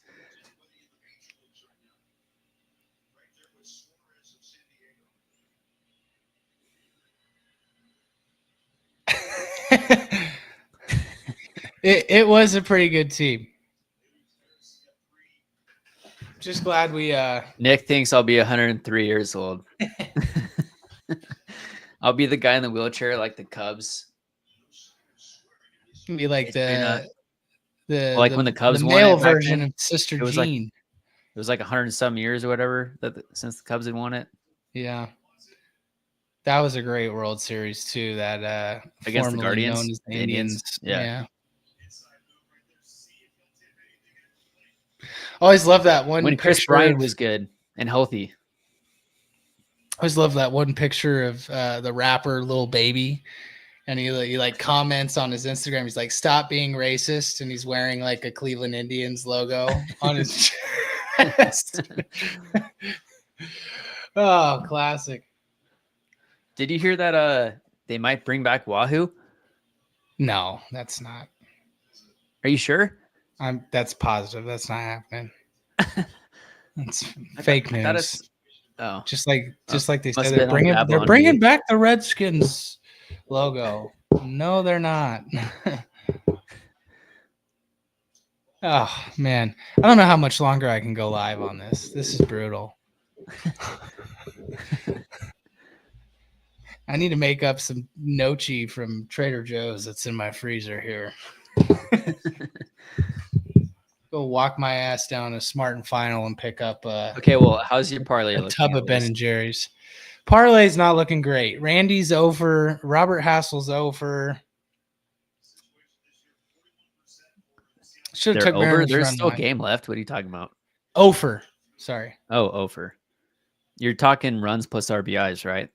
I need one from a Rosarena and Hassel, and then I also need a stolen base from Hassel. So Jason James, out of all of our prospects, which ones are untouchable? I would say Colt Emerson is untouchable. Lazaro Montes, Ryan Sloan. Out of those, you can move everybody. Cole Young is tradable. Felnian's Celestine. I mean, he's got a huge ceiling.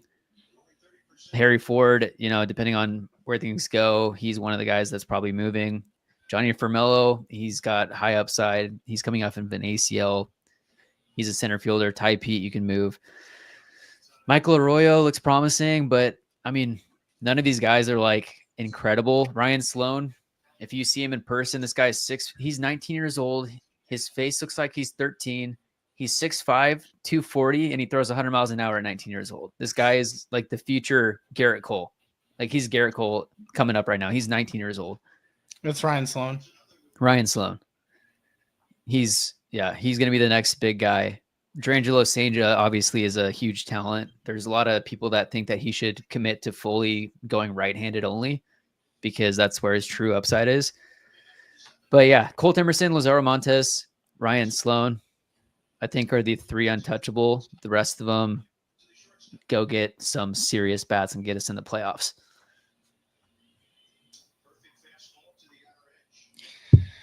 I'm kind of taking a look around at the standings on what teams are going to be selling, the Rockies, but what are you getting from them? They're not going to trade Tovar. Ryan McMahon's Toglia. Not really. Yeah, I mean, maybe Toglia, but he's a guy that's got 4 sure years he's not doing well this year, though. You got the Pirates. You got like a Brian Reynolds. He's been striking out at an insane clip this season. He's not looking like the same player he's been. Let me take a look at Why would you go home on that? I mean,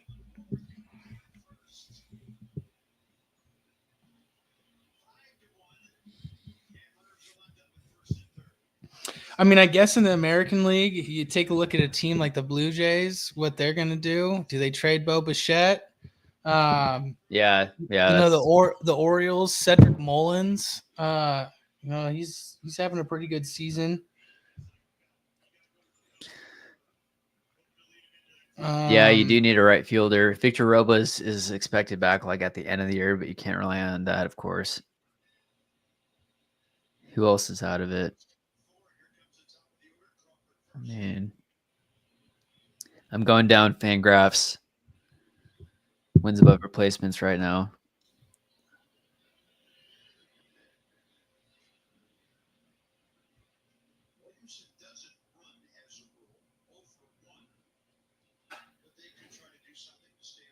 Okay, how many years does Oneil Cruz have?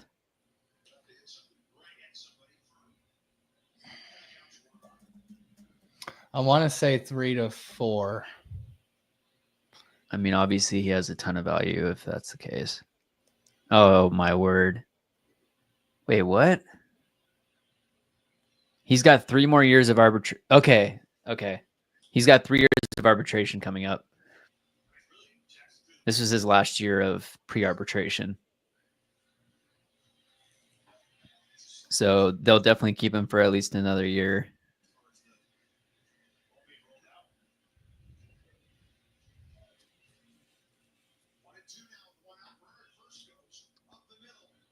Oh, man. Pressing all the right buttons today. Runner going on that. Keeps him out of the double play there.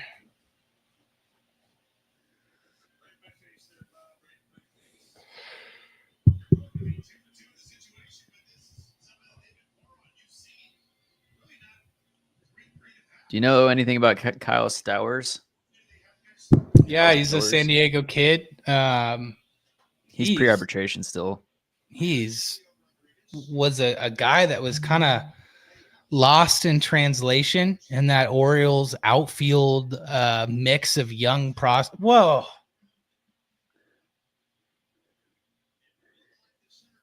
A little Bermuda Triangle here, and that's a hit. Did the Rockies show up to T-Mobile Park tonight? Yeah, I think this stream's going 7 innings.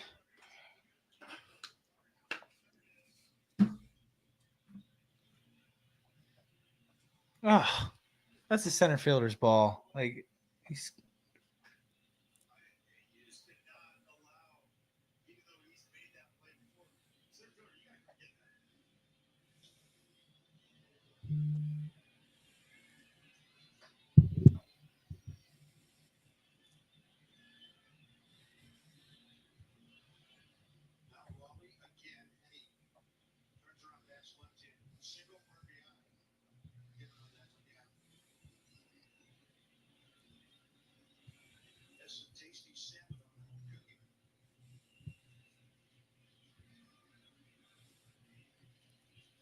Rockies 9-46. They lose in extra innings to the Cubs. Wow. Cal is definitely trying to hit 3 home runs right now. That was quite the daddy hack. He would hit a home run from both sides of the plate for like the 4th or 5th time in his career already. He's done that once this season, right? Yeah, once already this year. I didn't hear what Gold. That's a strike, sir. That's gotta be. See ya. They need to have challenges like yesterday. Some of these umps still are so bad. Apparently, they've changed the umpire scoring rating so that it's like they had more leeway in years prior, but they're more tight with it this year.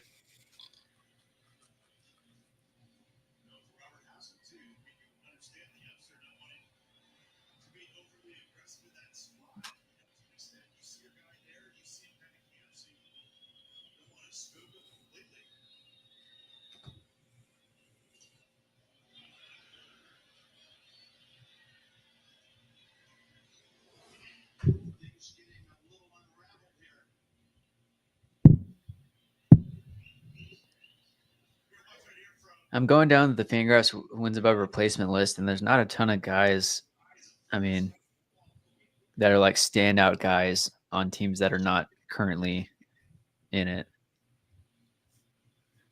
And we're still kind of early in the year.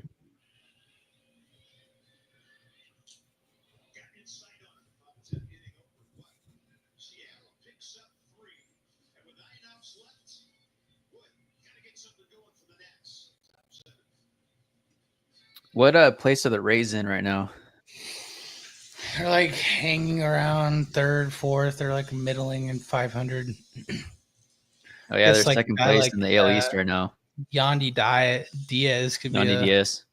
He's a guy that last year I was thinking you could get like a Randy Yandy.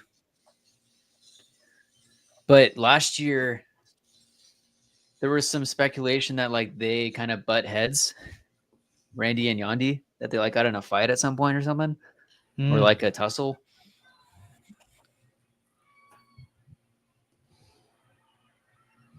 Yeah, the Rays are only 2 games out of a wild card spot right now.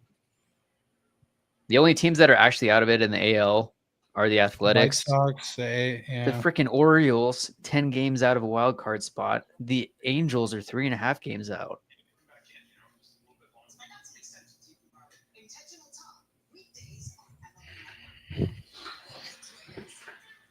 And then, of course, yeah, the Rockies, the Pirates, the Marlins. Who would you trade away outside of Nathaniel? I mean, do you guys have any relievers? Because that's the other piece that we would trade for is just some bullpen depth. Maybe Kyle Finnegan, but is he hurt right now?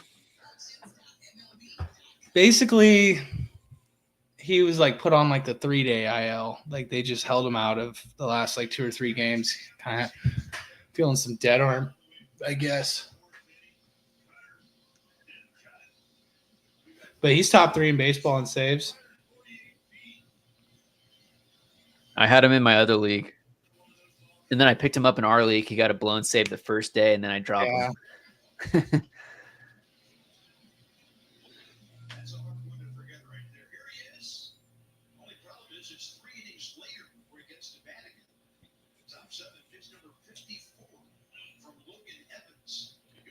Aaron Goldsmith is saying right now, fewest pitches by a Mariner in a 9-inning complete game since 2000.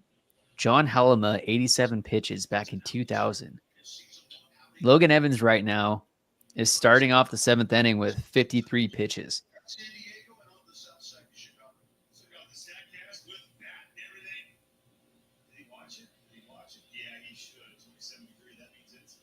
As we know, below 100 pitches for a complete game is a Maddox.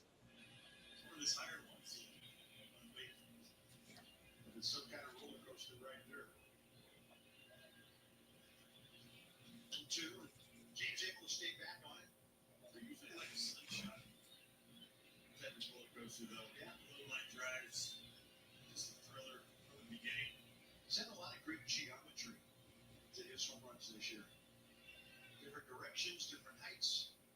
One thing that does it very much is the velocity. There you go, yeah. Full playoff part's going to call him out. Not a lot of strikeouts. In fact, that is Evans' first since he struck out Wood in the first inning. Now let's have a look at who's been getting it done in tonight's game, presented by the Home Depot. I think you know the answer to that. A season high, 6 in the 3rd for him.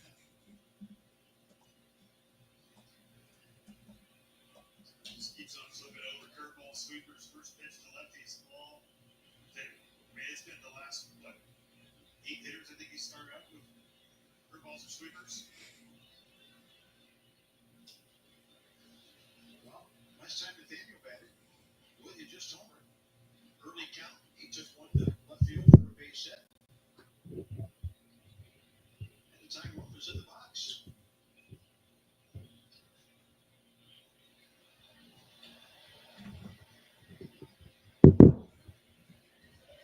Logan just hit 60 pitches. First pitch strikes and 17 of 21 batters.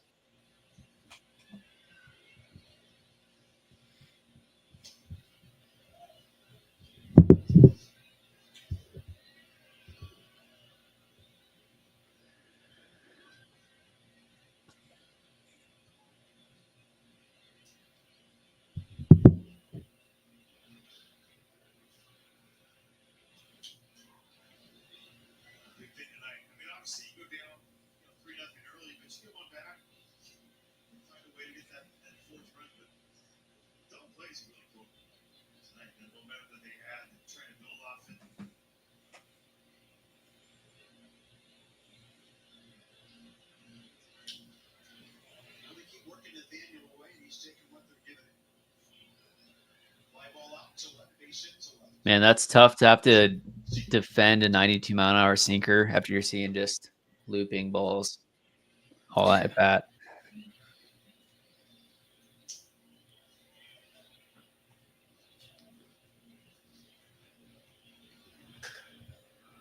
Making him work this inning. He's throwing 10 pitches. Yeah. Ah.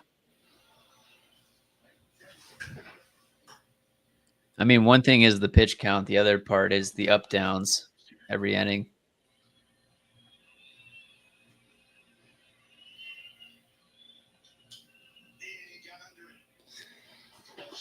Did Yelich hit a walk-off grand slam? I'm not sure.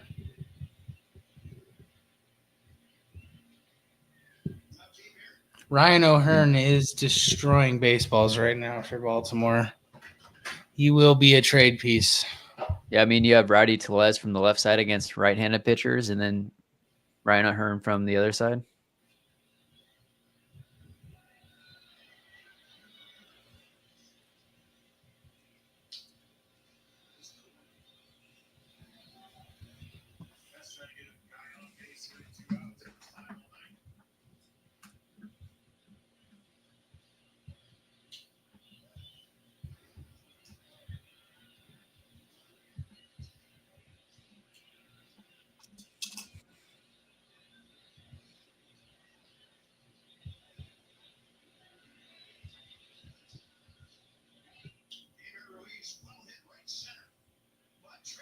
God.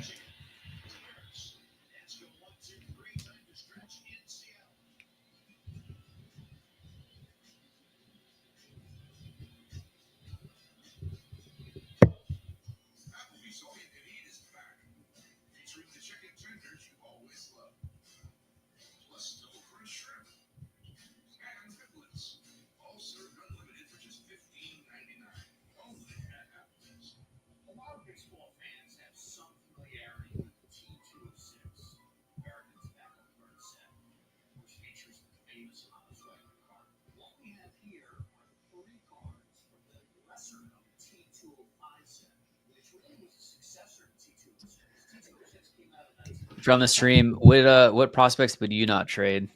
What are the untouchables in your mind? Or what guys are you targeting at this point?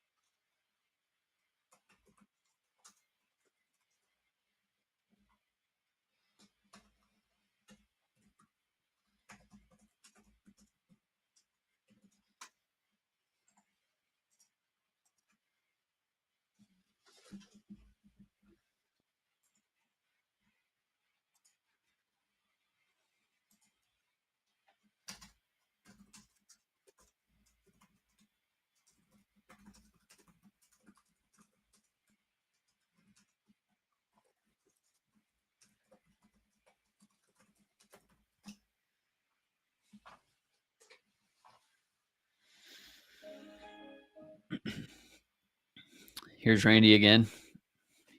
You need one RBI run. Leading off the inning. Oh, sorry. Is my game audio kind of getting into the mic? No, when you put the thing in the microwave, I had to mute you for a second. Oh.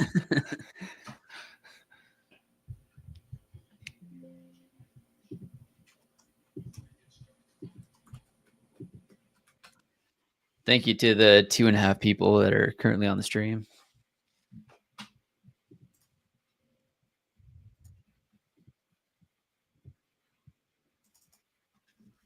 Funny watching Last of Us the recent episode. They've been in Seattle the last couple episodes. Oh yeah. Have you watched Last of Us at all? No, I haven't. It's one. Did Maybe you play the game growing up? I didn't.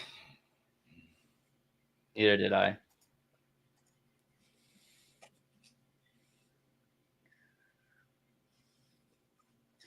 How many seasons are there? Is this the first season? I think there's going to be a third season, and that's it. We're in since season 2 right now. Okay.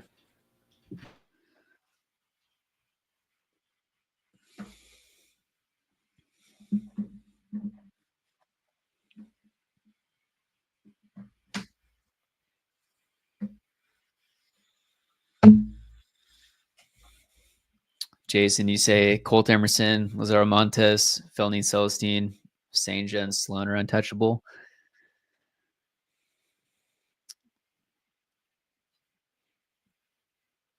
I agree with that for the most part. I mean, Felnine has huge upside, but he's still pretty far away. He's in low A baseball. Sanja is very promising. He'd be fun to have in the system. Yeah, if you have Ryan Sloan and Drangelo coming through as the next like big guys that are going to be debuting, you have to imagine that a couple of these guys in the current rotation are going to end up walking at some point. So you'll have, in 3 years from now, you have a couple availabilities. You could fill it in with Ryan Sloan and Drangelo. You also have Logan Evans and Emerson Hancock that will be on the tail end of their rookie contracts. That's still going to be a great rotation. And then, of course, you keep drafting and developing over the next few years. But yeah, I like that list. Everyone else, go get some guys. Colt Emerson's going to debut at some point next year. I think Lazaro Montes has a shot at debuting at some point next year. Aside from that, I mean, yeah, Cole Young is right there. Either give him a spot or trade him. Someone can use him right now. Harry Ford, he's blocked right now by Cal and Garver. You could trade him to someone that needs him right now. But if you trade him to the team like the Orioles that's out of it, I mean, they've got Adley blocking him. You're targeting Henderson and Holiday, will be prepared to sell your entire franchise. They're not trading Gunnar Henderson. They're not trading Jackson Holiday.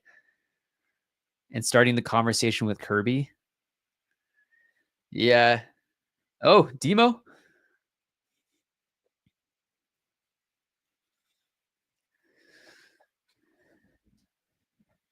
You're muted or something.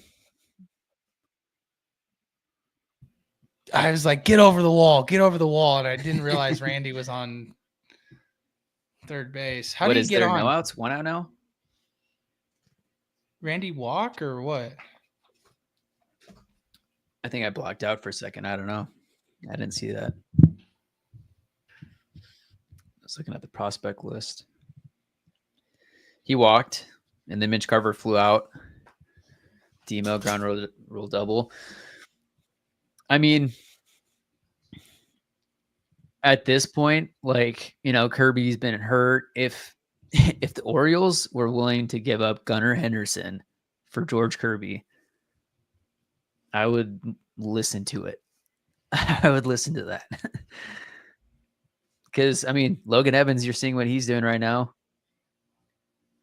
When it's a fully healthy rotation, Bryce Miller and Logan Gilbert are back. You have Emerson Hancock and Logan Evans that are the ones that are sent down.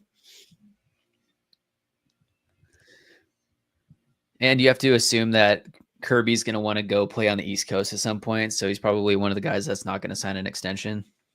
He wants to be in the pinstripes, I'd imagine.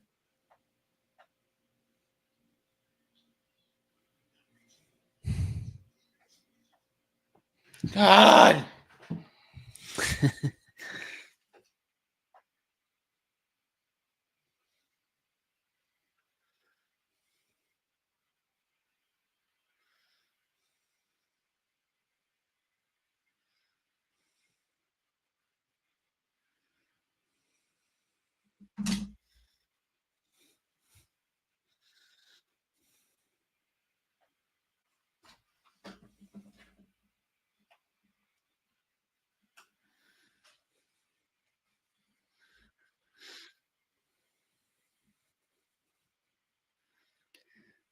But just to add to this, I don't know if you do this year. This is like an off-season type trade.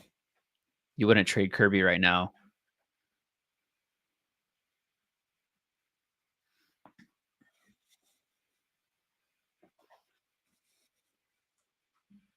You're muted.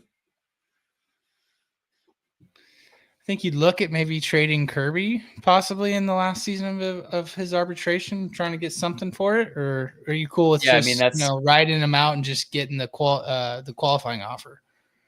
Yeah, I mean, there's going to be a log jam at some point. Like right now, there even is with Logan Evans and Emerson Hancock there. Those guys are, 4s, 5s. Kirby has an upside of an ace. He's got a ton of value that you could get a lot for. And so at some point, it would make sense too. You're hoping that that they can extend Gilbert after this season, heading into next year. And then I would extend Brian Wu after that. So you're telling me you wouldn't trade George Kirby to the O's for Heston Kierstad, Kobe Mayo, and something else? Jackson Holiday? I mean, if you did that, then yeah, I'd have to heavily think about that. About it. Yeah. Yeah, for sure. Especially 3 guys that are major league ready. Yes. Then you have Jackson Holiday at second base. You have Colt Emerson at shortstop. You got Ben Williamson at third base. You got Lazaro Montes at some point next year at first base. Julio in center for the foreseeable future. You got Randy in left still. Victor Robles is back in right for another couple years.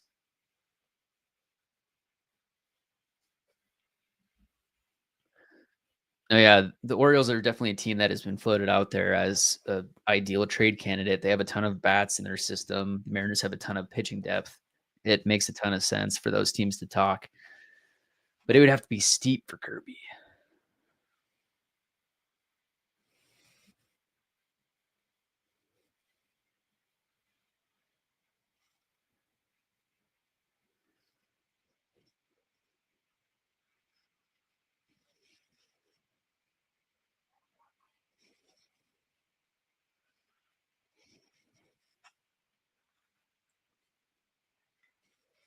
All right, sorry. I had to whip up a little food real quick. Nationals gave me He needs a little dopamine hit. An appetite. Yeah. Get out the Ben and Jerry's.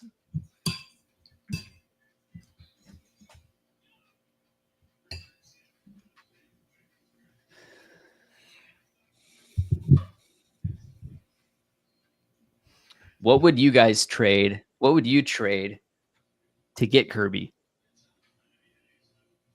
As the Nationals fan? Yeah. You need pitching. Hey, there's an extra base hit. Obviously, it wouldn't happen right now.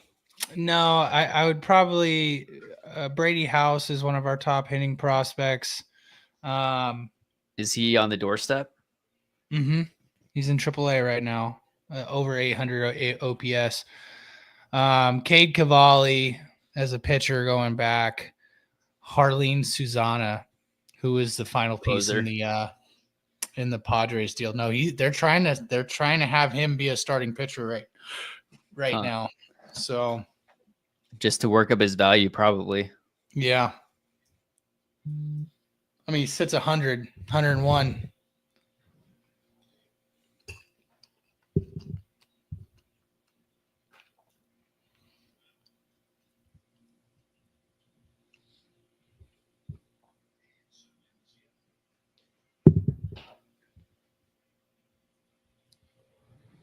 Who's this Dalen Lyle? He's a second-round draft pick in 2020 or 2021, I believe. 21. He's got some crazy speed to him, some good tools, good defense, lefty. He was stroking the ball in AAA.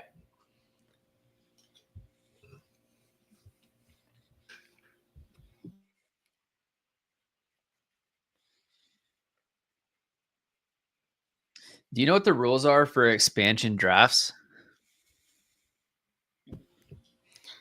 I don't know. That would be really intriguing. That'd be really cool to see an expansion happen. for that in reason. the MLB. Yeah, because you I mean, have the last team to move four- was the Nationals, and they were already the Expos. So also it's the not, Diamondbacks. Yeah, The Diamondbacks were a new franchise. The Rays too. Yeah. You know, in the 90s, the Rockies. You always see that Mariners in the funny 70s. video of the Rockies, their first game, and their mascot is in the egg, the Triceratops, and he like breaks out of the egg. That's pretty classic.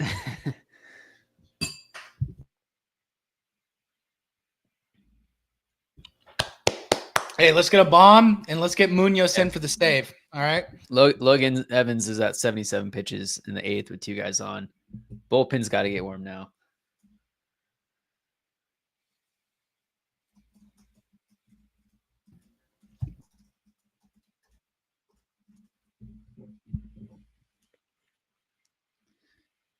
Okay, so here's the MLB expansion draft rules. Each existing team is able to protect a number of players from being drafted. Each expansion team selects players from the unprotected players of each existing team.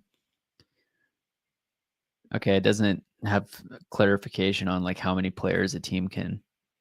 Man, that would be so. Yeah, what? How many players could they pluck off the Dodgers roster or the Mets roster? Yeah, I think I'm gonna take Jacob Yamamoto and yeah. Here, let me see. Each team is permitted to add 15 players. Hold up. Okay. Each team is permitted to add 15 players from their organization to a protected list, which neither expansion team is allowed to draft from. Only 15 players in your franchise that you can protect? Or is that just from the major league roster? I would think No, that's from their organization. Man. Well, really? Wow. Wow, that's insane.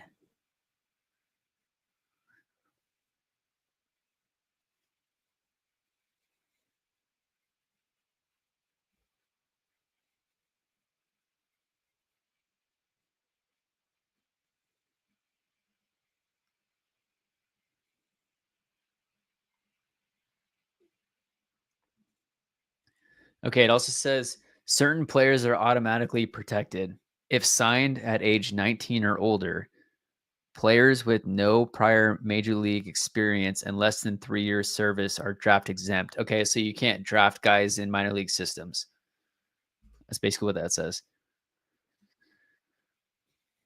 If signed at 19 years or older, players with no prior major league experience are draft exempt. If signed at 18 or younger, the player is draft exempt if they possess less than 4 years of service.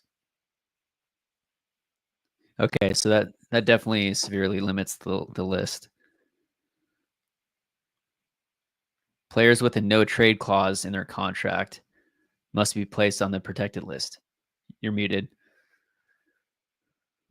I feel like out of all the professional sports, I feel like baseball is the toughest to put a team together and be ready to go. 4 minor league teams.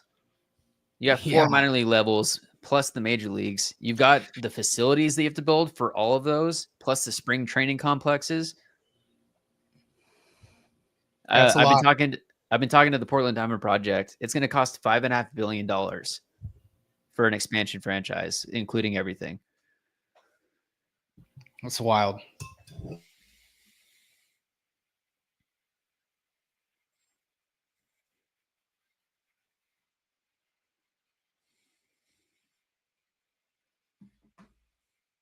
Oh.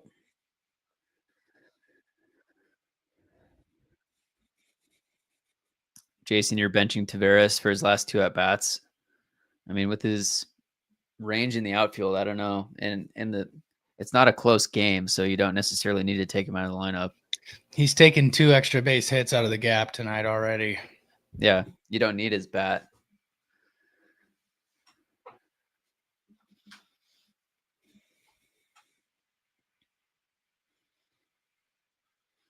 Yeah, this is definitely Evans' last inning. I would think. I don't think they've shown anyone in the bullpen yet. Okay, yeah, there's someone working in the bullpen. There we go, Randy. What a catch. I mean, I would give it to him. Let him go out there. He's got 87 pitches through 8. Give him 13 pitches. I would too. At least give him one base runner. Yeah.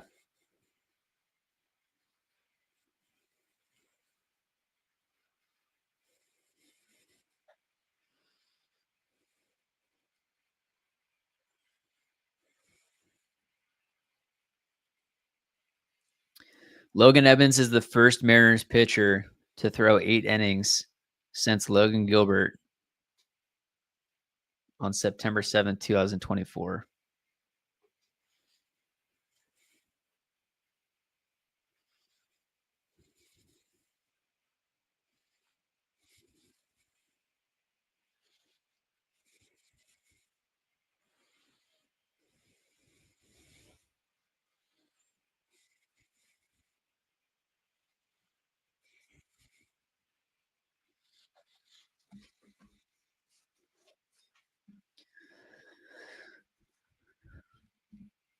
I'm about to hit on this parlay here. Yeah, what do you need? I just need the Mariners to win. Oh, hell yeah. What's it pay? 25 for 186. Dude, that's... What is that? Plus 600 or something like that. plus 600 odds, 700 odds. Look. Dude, nice hit. It's doesn't say.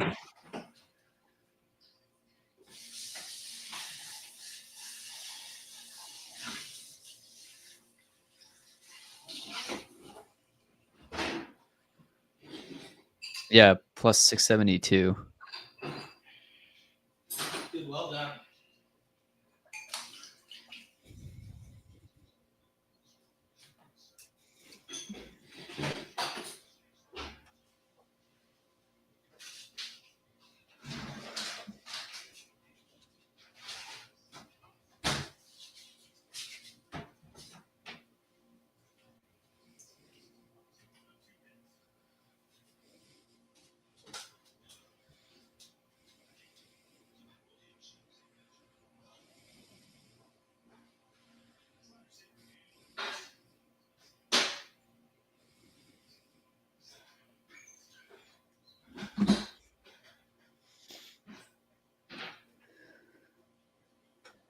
Real life Kenny Powers, Andrew Chafin.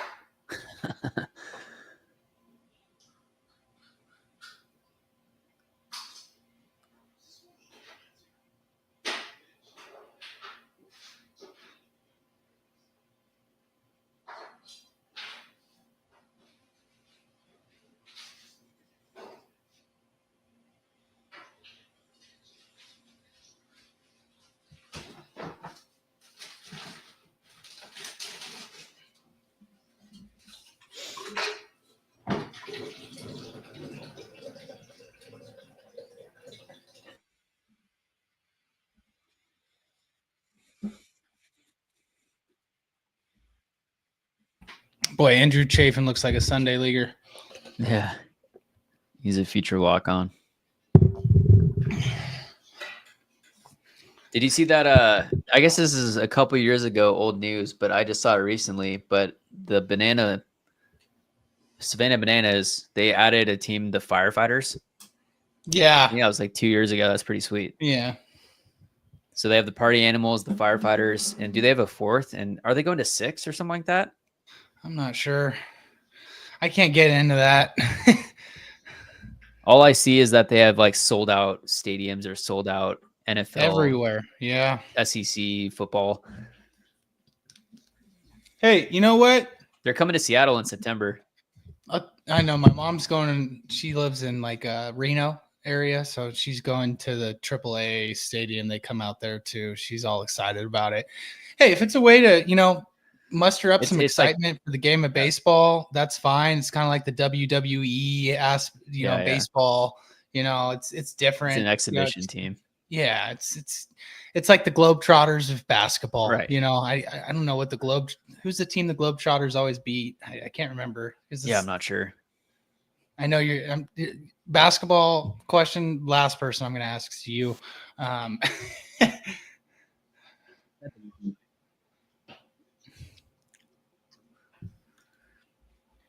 How about The Sport Savannah Bananas, Clips? the part Getting the marketing going. Sport Clips is on the mound here at T-Mobile. No way. So the Nationals broadcast might be able to sell different advertising than the Mariners broadcast because Sports Clip is not on the mound right now for me. Oh wow! Because behind you see the two advertisement signs. Right now it's Sport Clips. What is it for the Mariners broadcast? Sato. You're talking behind home plate? Yeah. Two. So you've got the brick. Yeah, that's interesting. Huh. Wow. I didn't know that teams that makes sense. I mean, different. They both have rights to the game, I guess. Yeah. So they have their own broadcast. Yeah, interesting. Mm-hmm. The fourth team in the Banana League is the Texas Tailgaters. The Texas Tailgaters. That's quite the team name. And then there's the Visitors that are a fifth team that served as an opponent. Who do you guys got today? We got the Visitors. Yeah.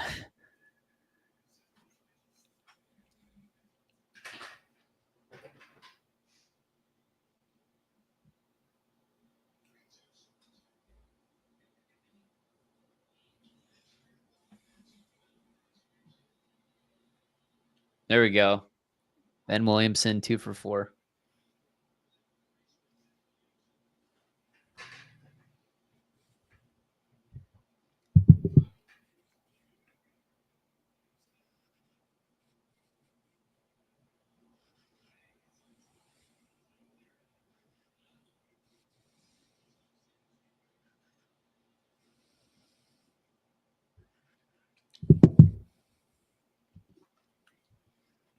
Seven to 1, bottom of the 8th, down 6. It's time for Azinski.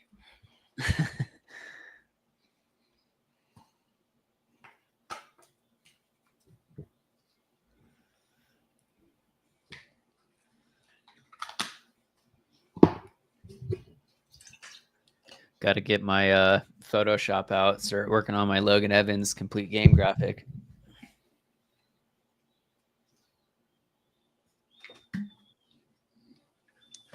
You're going to have to get college football 25, and we're going to play for like 2 weeks straight before that baby comes.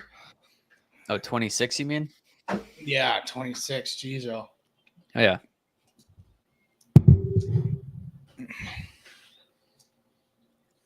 Well, the podcast will continue as originally planned. and the live plays and all that stuff. I get to be Ole Miss this year. I get to be. Well, we're gonna have to start flipping heads or tails. I'm gonna We're gonna go. If Zebby's the starter, you might see a Johnny. You can have the first game of the season, and I'll take the 2nd, the 4th, the 6th, the 8th, the 10th. Okay. That makes you UW. Oh gosh, I'm gonna have to just run into my own end zone all game.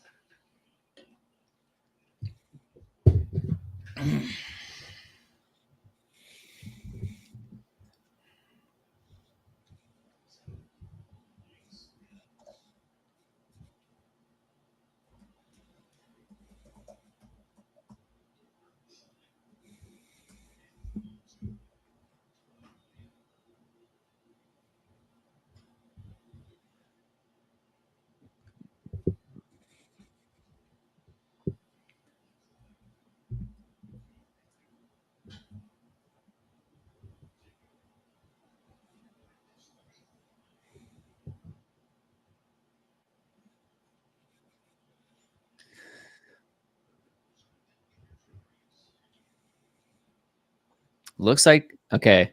Colin Snyder is in the bullpen, ready to go. Evans is at 88 pitches right now. Rosarena might actually get another opportunity. But I'm cooked. I'm cooked. Hassel's not going to get up again. And even if he does get up and hits a runner or RBI, it's highly unlikely he'll steal a base. Did you take a stolen base?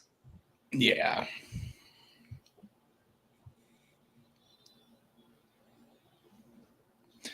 It's always a fun bet because there's great odds, you know.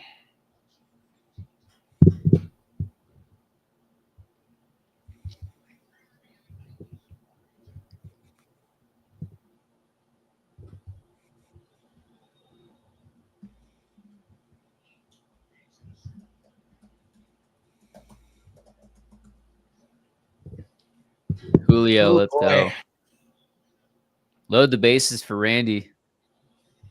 Oh, no, it's Cal up. It's Cal.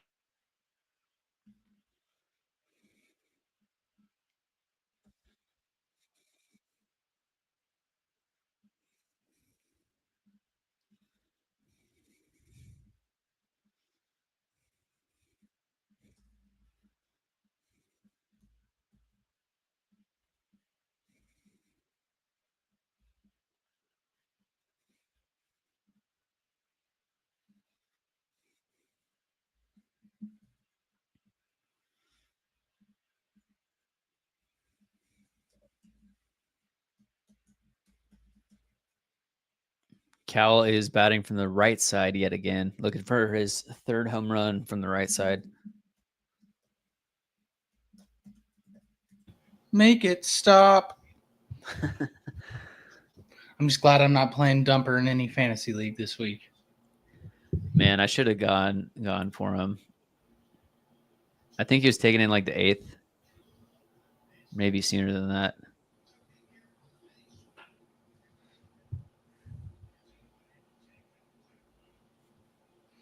And also, Yelich did hit that walk-off grand slam. That was the first walk-off of his career tonight, too. First walk-off at all. Yeah. Surprising. Yeah.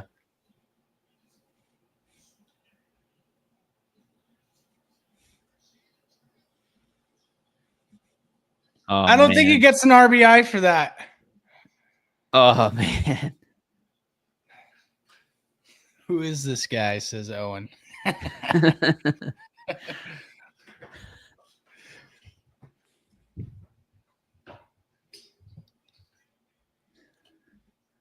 He's the co-host of the Cougs on the Couch podcast, also a big Nats fan.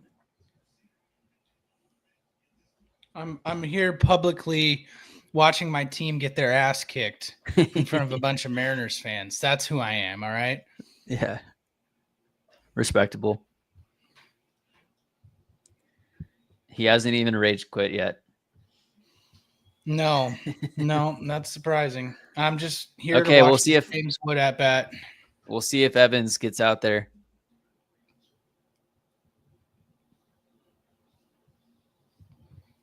Thanks, Owen. I'm just trying to think about what ice cream I should get tonight. You got any opinions? Let's go the Ben and Jerry's route. What are you thinking? You got half baked.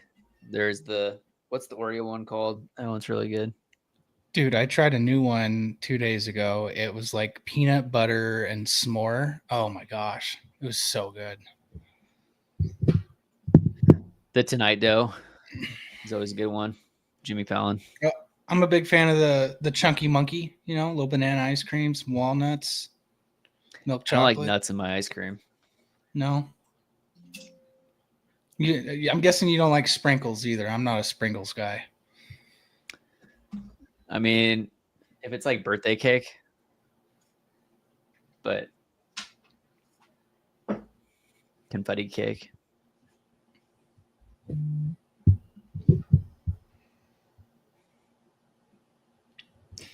Well, trailing DJ by 25 points, winning by 2 in my other league, and then in my category league, I'm winning 6-4-2 right now.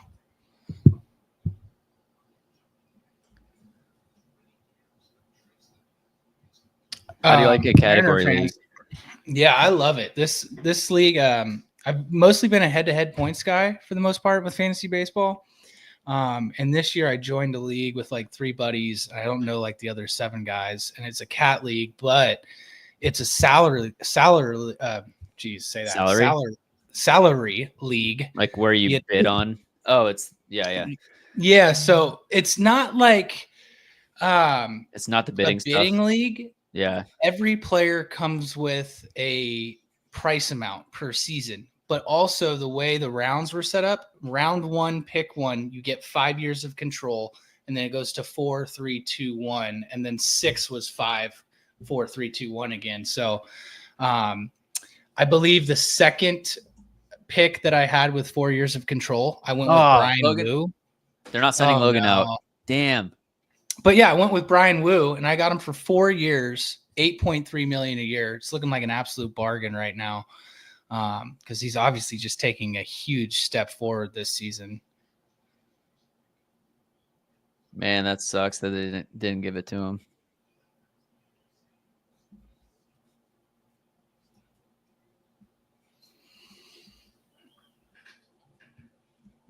All right, let's see if we can get Andres Munoz warming up. That'd be nice. Let's just get load the bases up for whoever your 4-hitter is. I would take a CJ walk and then another James Wood dong. That ball might be gone. Oh my gosh, this Marine layer. I can't stand Seattle. How do you watch a ball club in this ballpark for 82 years hitting wise? Well, when you have hitting wise it sucks, but when you have the best rotation in baseball, it's pretty fun to watch. It's pretty fun to watch Kirby and Owen said, "What if Cal got to pitch for the Hems?" Well, he'd probably throw a complete game. He's led the league the past 2 years in catcher caught stealing and home runs. The guy's got an arm.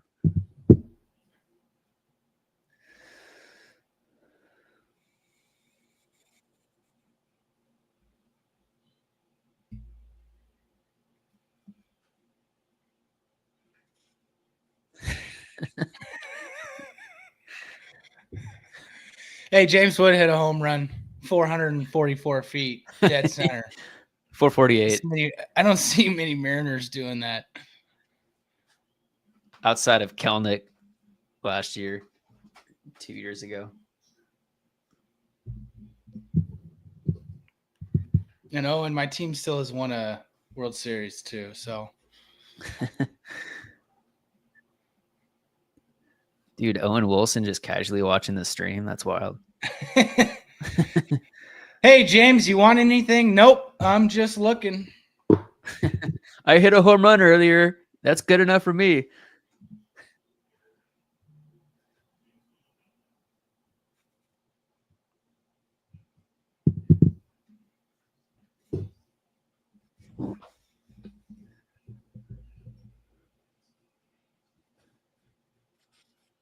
Wait, the Nationals had an entire lineup of lefty batters tonight? I didn't even notice that. 2 switch hitters in the lineup, Keibert Ruiz and Josh Bell. Damn. All right, dude, just pop out to center field already. I'm looking at that maker's mark that Juicy left here at draft weekend that's still about a third full, just probably filled with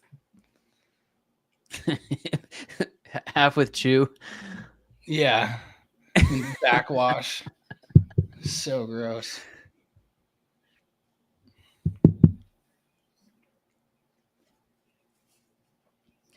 Thanks everyone for hanging out, watching the stream. Yeah, appreciate you having me on tonight. Nice little 9-1 shellacking. Let's do it again sometime soon. The results are good. Sounds good. All right, we'll see you guys later.